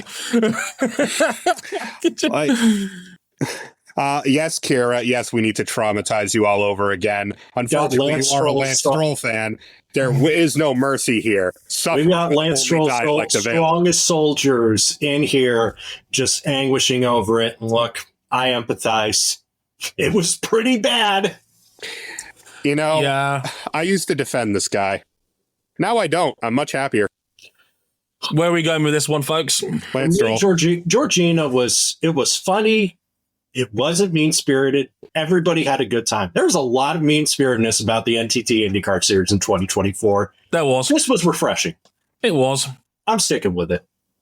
Which means it comes down to me, and I went for Lance's stroll into the gravel, and I'm going to stay with that one, quite frankly. Yeah. I cannot waver from it. No, your winner of the Never Log Off Award goes to Lance Stroll and his surname into the gravel in Brazil. It's just even ironic because in this instance, he did log off of the race, and it's also ironic because he will likely never log off of his Aston Martin role unless he decides to voluntarily relinquish it. Yeah, and Evan in the chat also goes, Stroll won something at Aston before Fernando did, which kind of says it all, really. Okay, executive decision. We're tight for time, so I'm going to skip the Secret Base Collapse Award for another year. Very similar to the Floppy Award. I think we're going to merge them for next year. I think, quickly, throw the trophy in Sergio Perez's general direction. Sure. We don't need to go into it. Yeah. Next up, we're going to go for the OSW Championship, the championship belt for the best fight of the year on or off the track. This is a big one. There's 4 strong nominees here. We have Marc Marquez versus Pecco Bagnaia. Now, I know the title says Australia. I believe the confusion, I believe it's really for Jerez. And the Spanish Grand Prix. It was the prolific Marquez Bagnaia fight of the year, and to be fair, that was also my pick. We also have Joseph Newgarden versus Palou and Ward, of course, from the Indy 500. We have Kyle Wright and Tommy Bridewell from the British Superbike Championship decider at Brands Hatch. We'll talk about that a little bit more in a minute. And a funny one, Kyle Busch versus Ricky Stenhouse Jr. at the NASCAR All-Star Race. I understood the assignment for this championship. So did I. Named in honor of pro wrestling's second best comedy podcast. Kyle Busch versus Ricky Stenhouse Jr. just had all the makings of a classic. A classic NASCAR fight. From Kyle Busch just leaning on the side of his hauler, knowing that he's going to bow up for a fight. The fight happens. Bob Pockras is videographing the whole Bob thing. Pockras still has his profile picture on the socials. Him in the middle of the fight. Yeah. It's glorious. That's how wild it got. Like, this is what you want. I do like JB's private shot of Lewis Hamilton versus the Mercedes W15 quality. Sometimes they were best buddies, but most of the time they just argued a lot. Yeah. Look, this is very much. Jerez was a lot of fun. A lot of beef. A lot of some fresh USDA prime beef. Great fight. What was I going to say? For those who haven't seen the Kyle Wright and Tommy Bridewell fight to decide the British Superbike Championship, you've probably seen the Tommy Hill John Hopkins fight from 2011's British Superbike Championship, quite possibly the most famous two-wheeled lap ever seen in the UK for how viral and how brilliant it was. Kyle Wright and Tommy Bridewell decided to do that again, brother. 14 years later. If you have not seen that fight, go out of your way to do so. British Superbikes understandably milks the ever-loving shit out of it on social media, and rightly so. It was the best single fight on two wheels this year, in my humble opinion, and I'm kind of glad it made the shortlist. This is very much a case, in my opinion, of do we go for the real fight on track or do we go for the real fight off track?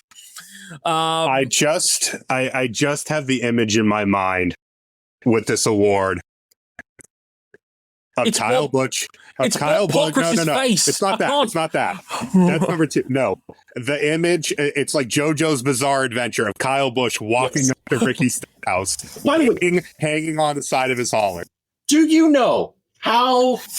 I know Kyle Busch's veteran standing has changed his perception as a NASCAR driver, but do you know how much of a jerk you have to be to get most of the people to rally around Kyle Busch in any sort of NASCAR conflict in 2024? Yeah. I can't waver from my pick. I can't waver from mine either. Completely understandable. Your winner of the OSW Championship for the best fight of the year, Kyle Busch, being the sympathetic babyface as he takes on Ricky Stenhouse Jr. at the back of the NASCAR All-Star Imagine race. saying that in 2008. I mean, you cue the WrestleMania 28 once-in-a-lifetime promo.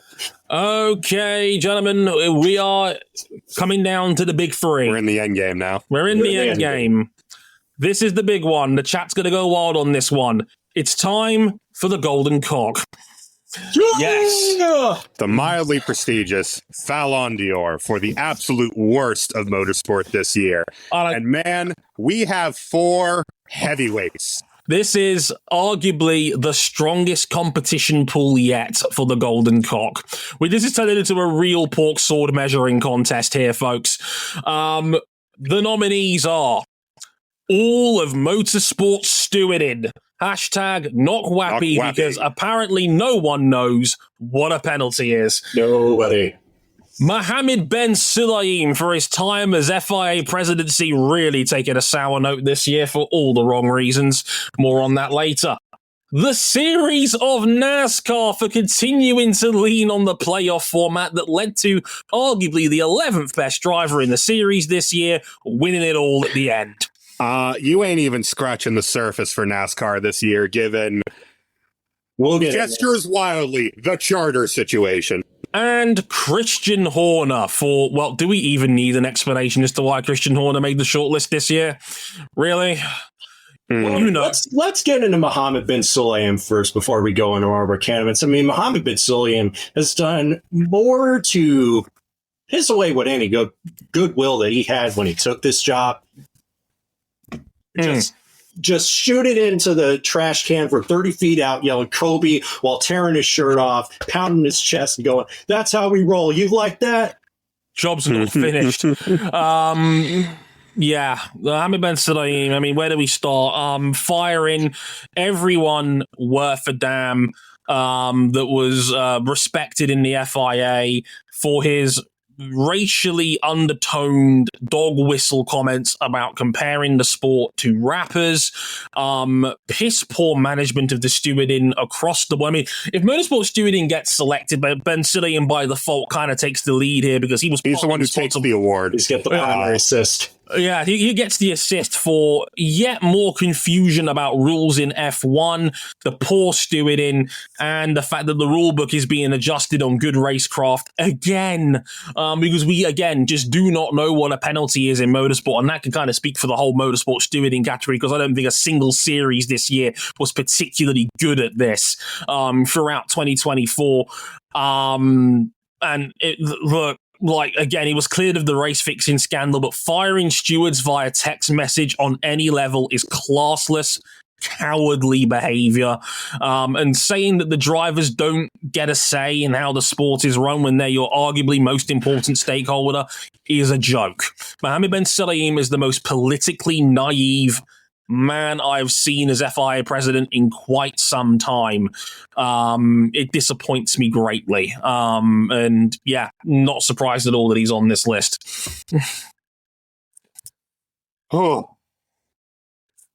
NASCAR. Where do we even start? If it was just for the playoff system, which seemed to hit like its absolute peak of stupidity, I know that Joey Logano had a very up and down regular season. We almost forgot in the middle of this because he was the one that was most aggrieved out of Austin Dillon driving like a big silly at the Summer Richmond race. He also was technically eliminated and then uneliminated from the playoffs. Yeah. As Alex Bowman had a weight come loose from his car and was disqualified for it. Yeah. Thus promoting Logano back in. But I don't hold that against Logano. I know a lot of people don't like Logano. Here's the thing, right? But if when it was when NASCAR keeps saying for fucking 11 years, well, we're trying to innovate. Well, you haven't actually innovated. You haven't changed the format in 11 years. If it was the just format's been the same, and it still sucks. If it was just that. Maybe let that slide because it's nothing new. But then you have the charter situation between the Race Team Alliance and NASCAR. And you had this drawn-out saga between 2311 Racing and Front Row Motorsport, the two teams that are consciously abstaining because they have concerns about selling away their image rights, selling away all the merchandise profits they can get so that they can go to the tracks, which, oh, by the way, 2/3 of them are now owned by NASCAR. 3/4 of them are owned by NASCAR, which is crazy. And NASCAR was determined to drag these teams through the court to make sure that there is no viable way that they can compete in 2025. Thank goodness the judge has repeatedly told them to, quote, stop yapping because if they got the same points over and over. If they got their way, they would have forced a very good championship contending team in 2311 Racing backed by Denny Hamlin, Michael Jordan, and a very good Toyota staff to basically just sell off all of its valuable assets because Tyler Reddick and Bubba Wallace were prepared to walk away from that team. And Front Row Motorsport, they're a pretty solid up through midfield team with not a lot of budget behind them. They were determined to run them into the ground. RJ. Yeah. They gave the entire grid an 11th hour ultimatum to either sign the charter agreement or they would revoke all of their entries. Do you know how bad I can't think of a situation like, imagine if the FIA come down with, well, you're going to sign this Concord agreement, not the one you have, or we are ending Formula One overnight. Yeah. That's what NASCAR effectively just tried to do. And they succeeded for all of 2 teams. Yeah. It was a strong arming attempt by putting a gun against their heads, and everybody except front row and 2311 caved. Yeah. And the only reason why 2311 didn't cave is because Michael Jordan is really that insane and is competitive enough to go, yeah, I'll take on NASCAR. Fuck them kids. He's never seen a fight that he's not been prepared to take on, Michael. And I get a hell of a lot of respect for Danny Hamlin out of all this. On top of that, like, NASCAR accused all of its critical fans of just being bots. You know, they're not real people. They're not real people that have had frustrations about the direction the sport has taken in 20 years. Yes, it is the most popular form of motorsport in North America, but that's off of inertia, man. Yeah, because IndyCar has not been that for a long-ass time, and IMSA has literally decades and hundreds of millions of dollars of work to go. And, oh, by the way, they're owned by NASCAR. NASCAR's never going to let that happen. Yeah. And I spoke a lot about Christian Horner already in our F1 season review show, but just to give you the shorthand version, he brought the entire sport into disrepute and abused his power as team principal. Allegedly, sprinkle allegedly all over this, like the Zeus and Mero back in the day. There is a lot of allegedly. They brought in 2 external investigators who both cleared him of wrongdoing. That doesn't change the fact that this was a complete fucking train wreck that very clearly destabilized Red Bull as a team, and we saw the fallout of it basically all the way through the year. Yeah, it was a story that never really went away. It was such a huge story. I can never remember Marina Hyde and Jonathan Liu, 2 of the biggest journalists in the country, period, write about Formula One in their weekly newspaper articles. It turned Formula One briefly into an episode of The Kardashians. Christian Horner walking into the pit lane arm in arm with Jerry, his wife, acting like nothing had happened. Mohammed Ben Sulayem, allegedly, according to Andrew Benson, begging Verstappen to show a public support towards his boss to try and fan the flames. The alleged pictures leaked to the F1 press and media circle jerk as this all played out. Allegedly, it pushed Adrian Newey out of the team, couldn't take it anymore. The team was destabilized. Verstappen Sr. was clearly angling for Horner to lose his job.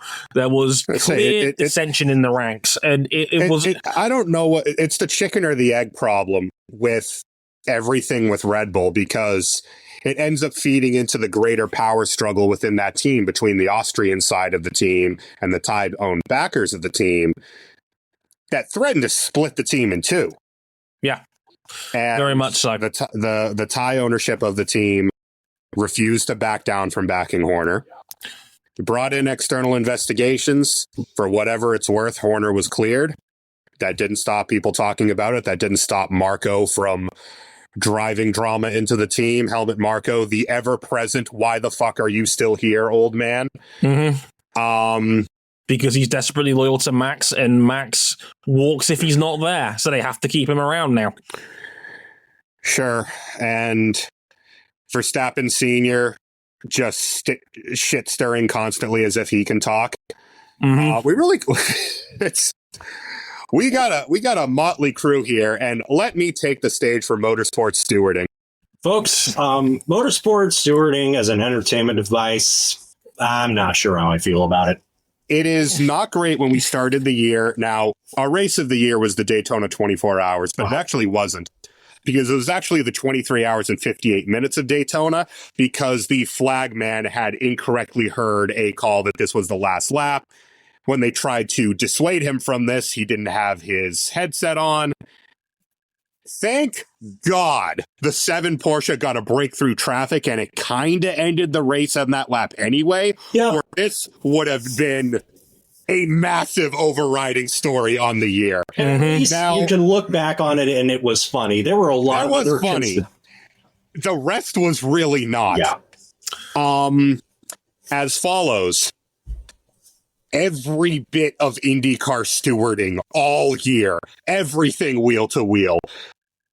The team owning the sport running cars in an illegal powertrain state, and then having to give themselves a penalty in the opening round. Mm-hmm. Said entity also banning certain suspension components for the Indy 500 that they were not using. That was very sneaky, and I'm surprised it wasn't talked about the more. Radar. I'm stunned that wasn't talked about more that weekend. Amazing how using worn parts is now banned, and probably should have been in the first place in the context of safety. Penske runs the field over for the 500 this year. I mentioned IMSA was a lot better for their race stewarding this year. They still weren't perfect. There were still instances where they just had way too long yellows. There was instances where yellows should have been called and weren't. Just ask one Mr. Wayne Taylor. And his can opened Acura. Formula One, lots of knock wappy. Lots of, hey, we know the letter of the law says this, but that's not really the spirit. Well, doing something that meets the letter while laughing at the spirit is what racing is all about. That's just not cricket. NASCAR? Do I even need to say it? We just laid it out in the NASCAR segment. MotoGP. I could go into you know what? Freddie Spencer should be very thankful. Freddie Spencer. He should be very lucky that he doesn't have to fall on the sword anymore. No, it's Simon Crayfar's job now this year, and good luck to him. Given that he is also a rider's friend, I'm not sure how I feel about that hire personally. It goes to the Nepo baby style reputation that Dorna runs a MotoGP with, but that's a discussion for another day. You know, if you go bowling and take out multiple riders, you could get everything from a long lap penalty to nothing. Yes, very much so. This is a very strong slab of nominees. And I don't feel like moving away from mine. RJ, for the record, went for NASCAR. He's going to stay put. Cam went for stewarding.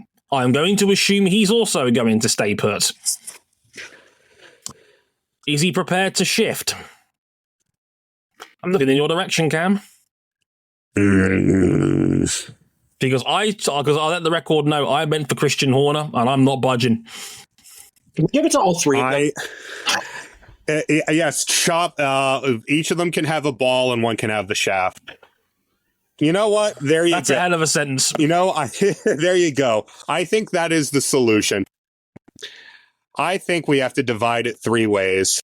I love the fact that Max says in the chat here, who gets the tip, which is a hell of a sentence, lacking context. You know, I may have to pivot. Go on. I think I'm going to hang it on NASCAR's door. Wow. You're going to hang the golden cock on NASCAR. Again, a pause. Now, for those who can't see my room, there is a lot of NASCAR stuff in here. This hurts you, doesn't it? I was fully NASCAR pilled growing up. I was fully NASCAR pilled until like 2007, 2008, man. Sure. And this is just everything they touch turns to mush. Everything is so toxic.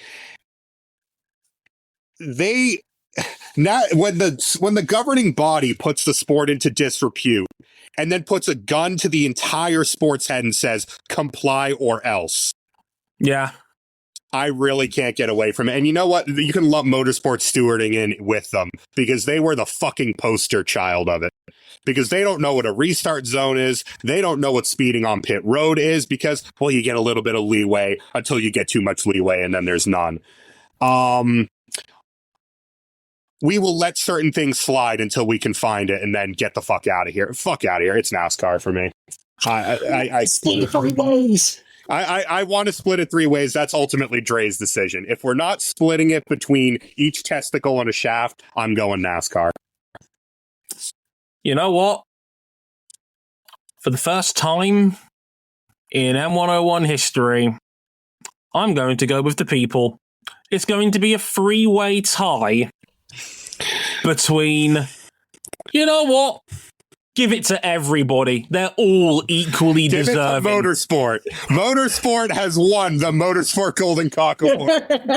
Stewarding was across the board bad. Mohammed Ben Sulayem is a joke of an FIA president.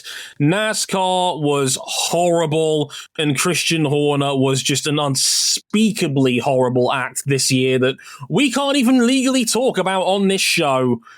Everybody gets to share. A four-way. So someone gets the tip. There you go.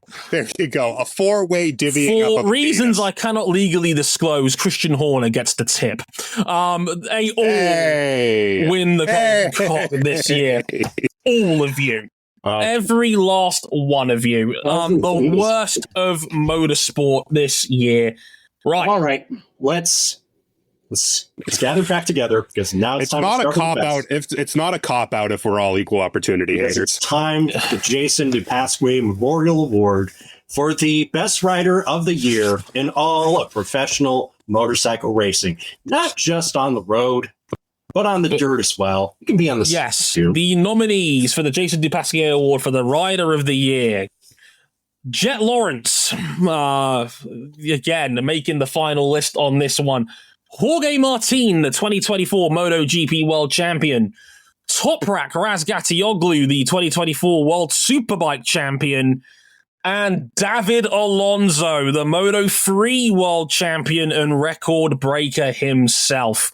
This is the strongest 4 nominees for a Bike and Rider of the Year ballot I have ever seen. This is a genuinely tough call. Jet Lawrence, who talked about before earlier, we talked about Jet earlier about how brilliant he's been this year. Jorge Martin proved the naysayers wrong. He said this year he'd be back. He proved them right, and he celebrated with a Terminator celebration. He earned it. He was brilliant this year. In a year where we all thought he didn't have the bottle to win one, he grew one, started racking up podium finishes, won where it needed to most, and made history. The first MotoGP independent champion since Valentino Rossi in 2001. He was outstanding. He was consistent. He was bulletproof when he needed to be. But you know who was more bulletproof was Toprak Razgatlioglu, who walked into BMW, a manufacturer that was trending toward mid. And the only reason why he didn't almost win the title was because he picked up a broken collarbone at Magny-Cours by crashing into a barrier that should never be there in an FIM-sanctioned world championship. He does have to miss 6 races, but you know what? It doesn't matter, because he jumps right back on the bike and never finishes below second place at any of the 9 remaining races. On top of that, he won 13 in a row leading up to that unfortunate incident at Magny-Cours. From Aston Race 2, 4 perfect weekend sweeps, and he's doing this on a BMW. It's a very compelling case. Toprak, I mean, an 18-win World Superbike season is nuts. If there was any doubt who the best Superbike rider in the world was, and probably has been for the last 3 or 4 years without realizing just how much off the pace Yamaha was, let me just quote something here. We're about to find out just how good Toprak Razgatlioglu is. Yeah. We did. Yeah. Emphatically. Yeah, that man was him this year. He was just utterly dominant in World Superbikes. All BMW had to do was get him a bike that was close. Toprak did the rest. Completely destroyed the field this year. And do not get it twisted. Alvaro Bautista is a great rider in his own right. Nicola Budiga had a fantastic first year in World Superbikes. I'm stunned he didn't get more votes for Rookie of the Year this year. Was fantastic in Worlds this year for Ducati. He'll be their new talisman for years to come, I suspect. But Toprak was absolutely bona fide brilliant in World Superbikes this year. And David Alonso, we've talked about him before, 14 wins on the year. You're not supposed to dominate Moto3. There's only 2 bikes worth a damn. You know, the field is complete and utter chaos. It's designed to be close quarters racing at the very, very highest level. And Alonso was just smarter than everybody else. He was faster than everybody else. His racecraft was the best I've ever seen in this category. Better than Acosta's, better than Marc Marquez's, better than Johan Mir, who won 10 races in Moto3 earlier on in his career. he was historically great in a series where you're not supposed to be historically great. I'll say on the record, we all went with different names in our original ballots. Cam went for Jet Lawrence, and understandably so. RJ went for Toprak. I went for David Alonso. Is anyone prepared to shift? I'm not. If I would shift, I would shift it to Jet Lawrence. David Alonso had a fine season, but if it's a close race for the NFL MVP, you don't give the best player in football award to a guy that's playing in high school. David Alonso had a great Moto3 season, but it's Moto3. I would love to see more of it. I think he'll do it in Moto2. I think he will be a star in MotoGP. I just can't give it to him for a Moto3 award. I can't get there either, and David Alonso was 200% Himalayan, but it is Moto3.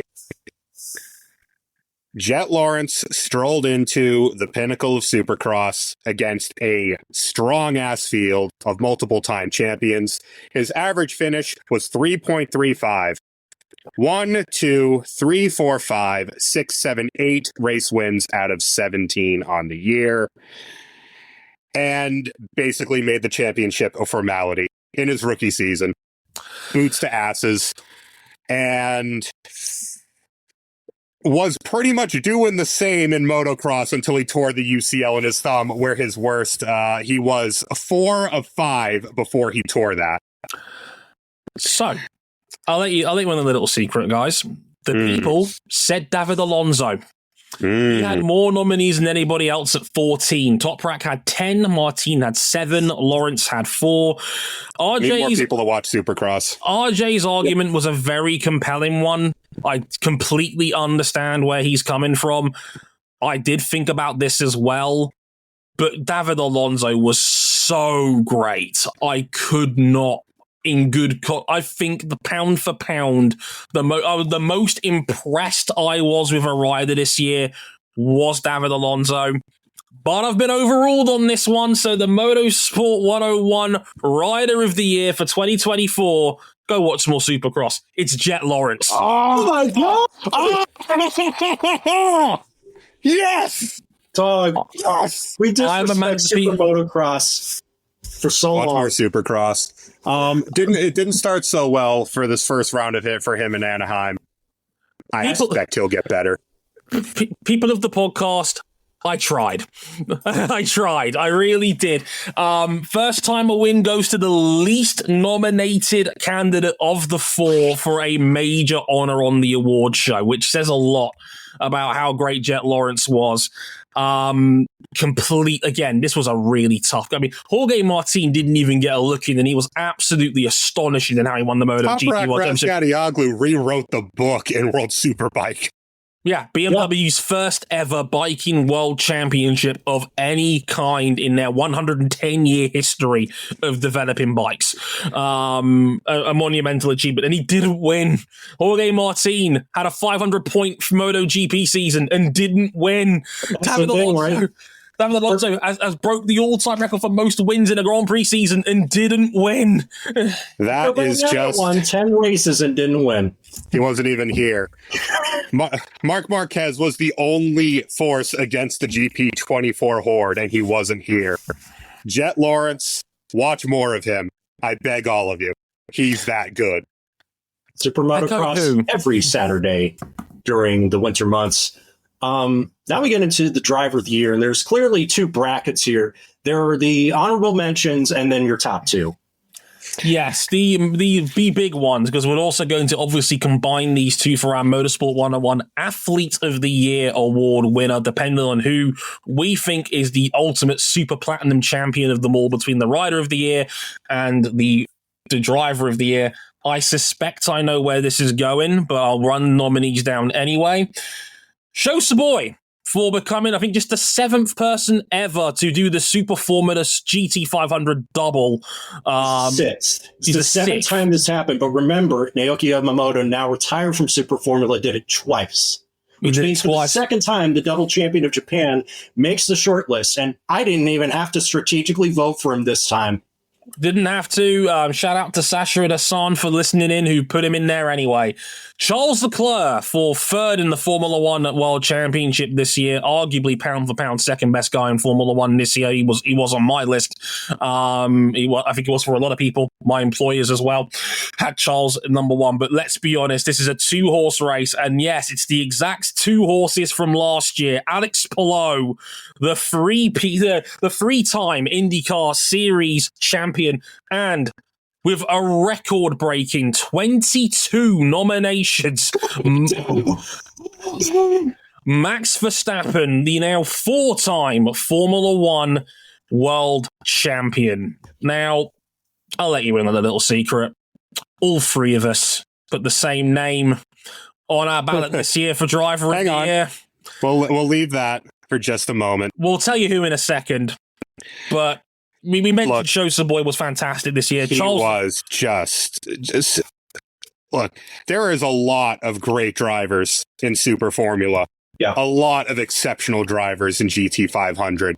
Sho Tsuboi was goddamn ridiculous this year. Let me lay it out for you, right? In a year where we were all expecting, what's Théo Pourchaire going to do? Well, it turns out Théo Pourchaire didn't even have the money to do more than one race, which is crazy enough. Could have been a strong bolster for McLaren's Golden Cock nomination. Sho Tsuboi came into the season having to follow up on what Ritomo Miata did last year. And I know Miata struggled in Formula 2, and I hope he turns around next season. But Tsuboi came into a brand new setup, and after not scoring a single point during the first race of the season, he finished 11th. He just took care of the championship from there. He won every race at Fuji, all 3 of them, right? And from the first round onward, he never finishes a race worse than 5th. In a team where Ukyo Sasahara in the other car does not score a single point. You thought Max and Perez was the most lopsided teammate pairing this year? No. And Ukyo Sasahara is a damn good driver. I know this because I looked at him in Super GT as well. He and Giuliano Alesi won twice this year. But even that was enough because Tsuboi and Ketsu Yamashita combined to just dominate proceedings in GT 500, won the championship before the final race of the season. They won the final round qualifying with a championship-winning pole lap from Sho Tsuboi in the second phase of qualifying. It was outstanding. A record-breaking pole lap as well, the fastest sports car lap on time ever run in Suzuka circuit. Charles Leclerc was like I feel I bad feel like for this Charles. is a disservice, man, because he very well could have been a winner in another timeline of the That Dude Nice Award. Absolutely. He was so good this year. And he covered up a lot of Ferrari's internal dramas and dynamics. And yes, Carlos Sainz had his moments here and there, but consistently over the course of the year, Charles Leclerc is still him. He's a phenomenal racing driver. He had some fantastic scraps on track this year, never went over that line of the dark arts of racecraft. Had 3 fantastic victories, emotional, powerful victories this year when he won at Monaco, the home race and the curse he's had there, the race he's always wanted to win. He finally got that Monaco win. He got the Monza dub as well for the Ferrari home fans who went absolutely apocalyptic, and understandably so. Charles Leclerc is still so good, and I actually feel bad that he doesn't get the credit that he deserves because of the Max age, because Lando was the real big headline mover in F1 this year, because he rolled up and led the title campaign. Charles was only a race behind him in terms of points. Leclerc was there the whole time. It's the good old Perez versus Hulkenberg thing, where Lando was given the opportunity by McLaren's massive update package to go out and go give Max a bloody nose for the title. Ferrari were always kind of treading water. They had the best car very rarely this year. When they had it, they cashed in on it. But it was always either Red Bull a little bit ahead of them or McLaren a little bit ahead of them. otherwise, or even Mercedes for that weird 2-month span where Ferrari and Mercedes inverted on understanding their car. But through all of that, Leclerc got pretty much all that there was to give out of that team at a given weekend.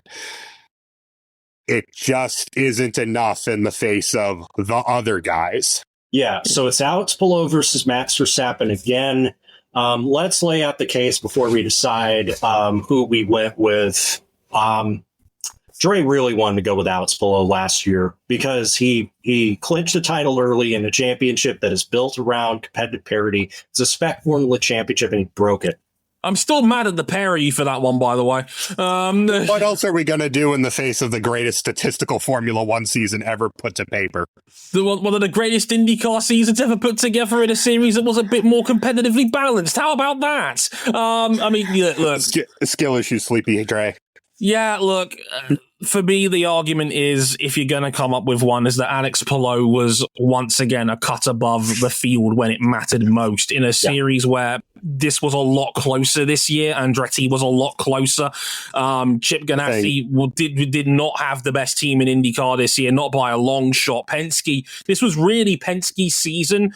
We just kind of didn't talk about it very much because it was always a different Penske. It was a different Penske. It was always one of the three. Newgarden would have a great weekend, fall off a cliff. Power would have a great weekend, crash into a teammate. Scott McLaughlin would have a great weekend, crash into Will Power. Yeah. One or the other. Like, Chip Ganassi were far from their best this year. Even Scott Dixon is starting to look his age. After all this time, all these pancakes. Not doing the Matt with Tom Brady cliff theory just yet, folks. And not yet, but Chip was spread too thin this year, is what Ed says in the chat, and I fully agree. Having 5 cars was far too much. It's pointless because you're making your cars weaker overall. I got to stand actually next to their garage with them tearing down all 5 cars. And let me tell you, watching Alex Palou's battery fail in the stands in an Alex Palou shirt and hat, all 5 stages of grief. All at the same time. Impressive. But despite all of this, despite Penske's raw speed, despite Andretti finally kicking their way back into the door after years out to sea, Alex Palou simply does not have these problems. Mm-hmm. You've crashed your car. I simply do not have this problem.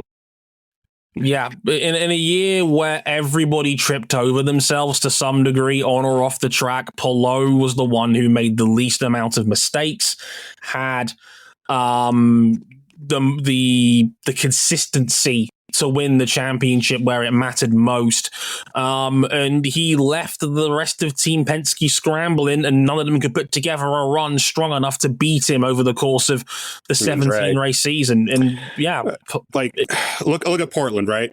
Will Power has the perfect weekend. Boots to asses, dominates from lights to flag. Well, Alex Palou was right behind him, followed him home, and minimized the damage. Yeah, he was second the whole time. There are just no gaps in the armor. Even the 500 this year where Penske were unmatched. It was always going to be a Penske or a McLaren. And Palou was 5th. Right there. Palou was 5th. Hanging on to their coattails. They just couldn't get rid of him. Yeah. He had one bad day all year, effectively. And that was Iowa. That was the only unforced area. And I'll add to this as well. Versatility, Alex Palou might be one of the most underrated people in modern motorsport because on top of all this, he started the year off at Daytona looking like he could drive the Chip Ganassi Racing Cadillac to a win. His speed was there from the moment he first hopped in the car, and only mechanical failure took him out of contention. Only it being painted yellow took them out of contention. Well, that too. And then you get to Le Mans, where Cadillac wasn't even a factor and looked like for just a glimmer, Palou was single-handedly going to drive the number 2 Cadillac in a contention for a podium, perhaps even for a win, if they just had better strategy. Well, look, the strategy didn't matter. It's that he was munching the tires, trying to keep up with everyone else, because at the end of the day, the Caddy could put a lap together at Le Mans, but it just did not have raw race pace. He certainly tried. He gave it the old college try, and we looked at his average numbers. He was as good as anybody out there. For his first time at Le Mans, he was sensational. And by the way, the Mercedes AMG GT3 car at Indianapolis later in the year, yes, he goes unrewarded with a victory, but again, he's fast right away the moment he jumps in the car. I mean, we've now put him in 3 completely different types of car in 12 months, and he's looked like a veteran in all of them. And in IndyCar, again, he had a bad day at Iowa. Well, for race 2, he got second. And then you get to Max Verstappen. Max Verstappen strengthened his case because he won a 4th championship in the 3rd best car in the grid.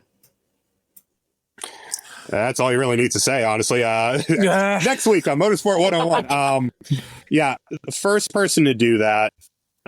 Probably in 40 years. 40 years. I mean, if you want to give the 95 Ferrari its flowers when it wasn't on fire or drinking fuel, like on raw pace, Red Bull spent a good portion of this year with a car that was unable to win races. Its window was too narrow. It was fast as hell when you could get it in the window, and that was the problem, really, after their Imola upgrade. Well, he still won Imola, and he still won Spain. Won Canada. And he won Canada on a race where any one of 3 drivers could have easily won that race and easily have earned it, between him, Russell, and Lando. Probably should have won Austria without both the funny and a botched pit stop. And it's just, that second quarter, if you break it up like an NBA game, that second quarter where all the momentum is against him, and he just kept powering through and ripping wins out of Lando and Russell and occasionally Lewis's and occasionally Charles's hands. And by the time Red Bull fell off completely from that, it gave everyone else too much to do anyway. And McLaren tripped over their own dicks in the process. Mercedes never understood their car well enough to fully compete. And Ferrari only came back at everyone right at the tail end of the season. Through all of it, Max just kept trucking. He wasn't perfect. Far from it. He drove like an ass in the US and got rewarded. He drove like a double ass in Mexico and got punished. And that's to say nothing of Hungary, where he really needed to just shut up, get his head down, and take the points. But I said it earlier in this show, Max Verstappen doesn't need to be a silly bitch out on track. Because when he is a serious bitch, there is only one of him. And that is why all 3 of us on our ballots all ultimately said the same name. And I think I'm going to write and say we're all taking him over Jet Lawrence. Is that fair to say? You know, my heart says no, but my brain says, what the fuck is wrong with you, Cam? Yeah. It's Max Verstappen. Driver, both us, all 3 of us, and the people, by unanimous decision. Yes. Max Verstappen. Your Motorsport 101 Driver of the Year and Athlete of the Year for the 2nd year in a row, Max Verstappen. Can I just say, what was Alex Palou? Alex really got to rack up. Alex Palou has been the 2nd best racing driver in the world for the last 24 months and has won nothing. I feel so bad for that dude. He's won 2 IndyCar championships. You think if he just keeps what he's doing, does what he does, and then adds an Indy 500? It really, like, motorsport right now on the very top flight runs through one guy, and maybe Red Bull doesn't come correct next year, that being this year because it's 2025. Maybe this is it with the new regulations coming in. But it's like every time he hops into a car, Max rewrites what is possible at the very front of that grid. Yeah. Even when he's not winning, even when he's being a whiny jerk on the radio to GP. As Ed quite rightly points out in the chat, if Alex Palou wins the Indy 500, he will explode into a mushroom cloud of unicorns and rainbows. Yeah, like that. We even have to debate, if we even have to think about it, is a ring endorsement close down. I think it will win one of these Driver of the Year awards. Good health willing, of course. There is but one world left to conquer for both my Porsche as well as Alex Palou. Go win your respective legs of the Triple Crown. because Alex Palou doesn't really have a lot else left to prove in IndyCar. No. You can just run the score. And that's the beauty of it, I suppose. He wins the 500. We're having all-timer conversations about Alex Palou, and he's still only 27 years of age, which is just terrifying. I got his autograph last year. It was really cool. Shut up. He's so cool. He gave me 10 of the best on-the-record and off-the-record minutes I've ever had. And I had to share a room with Christopher DeHardy during all of that, which is crazy. This is crazy. And again, I said it before. I had to share a house with him for like 3 days. Yeah, God, that's a story for another day. And yeah, everybody says he's just an absolute gentleman and a disgustingly nice bloke. Look, I got to shake the man's hand and have I talked to him for a good minute and a half after he just had the worst day of his year with a mechanical failure before they even dropped the green. Yeah, he was still super nice and friendly and smiling through it all. I'm like, how are you the way that you are? Because I love it.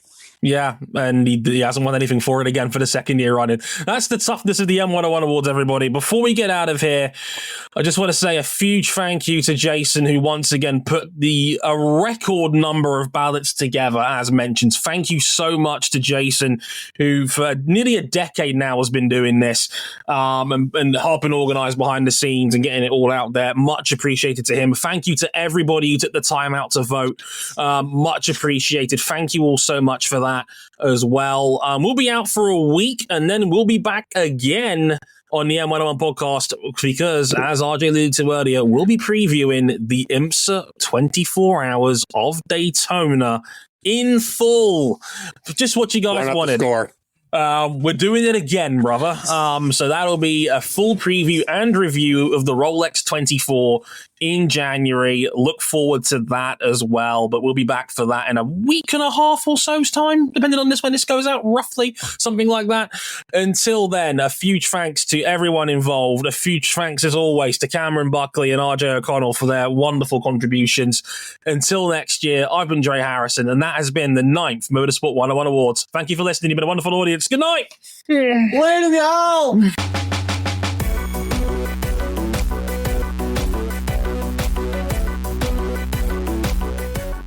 Thank you all for making this show what it is. And Moonlight still won Best Picture. Damn it. No!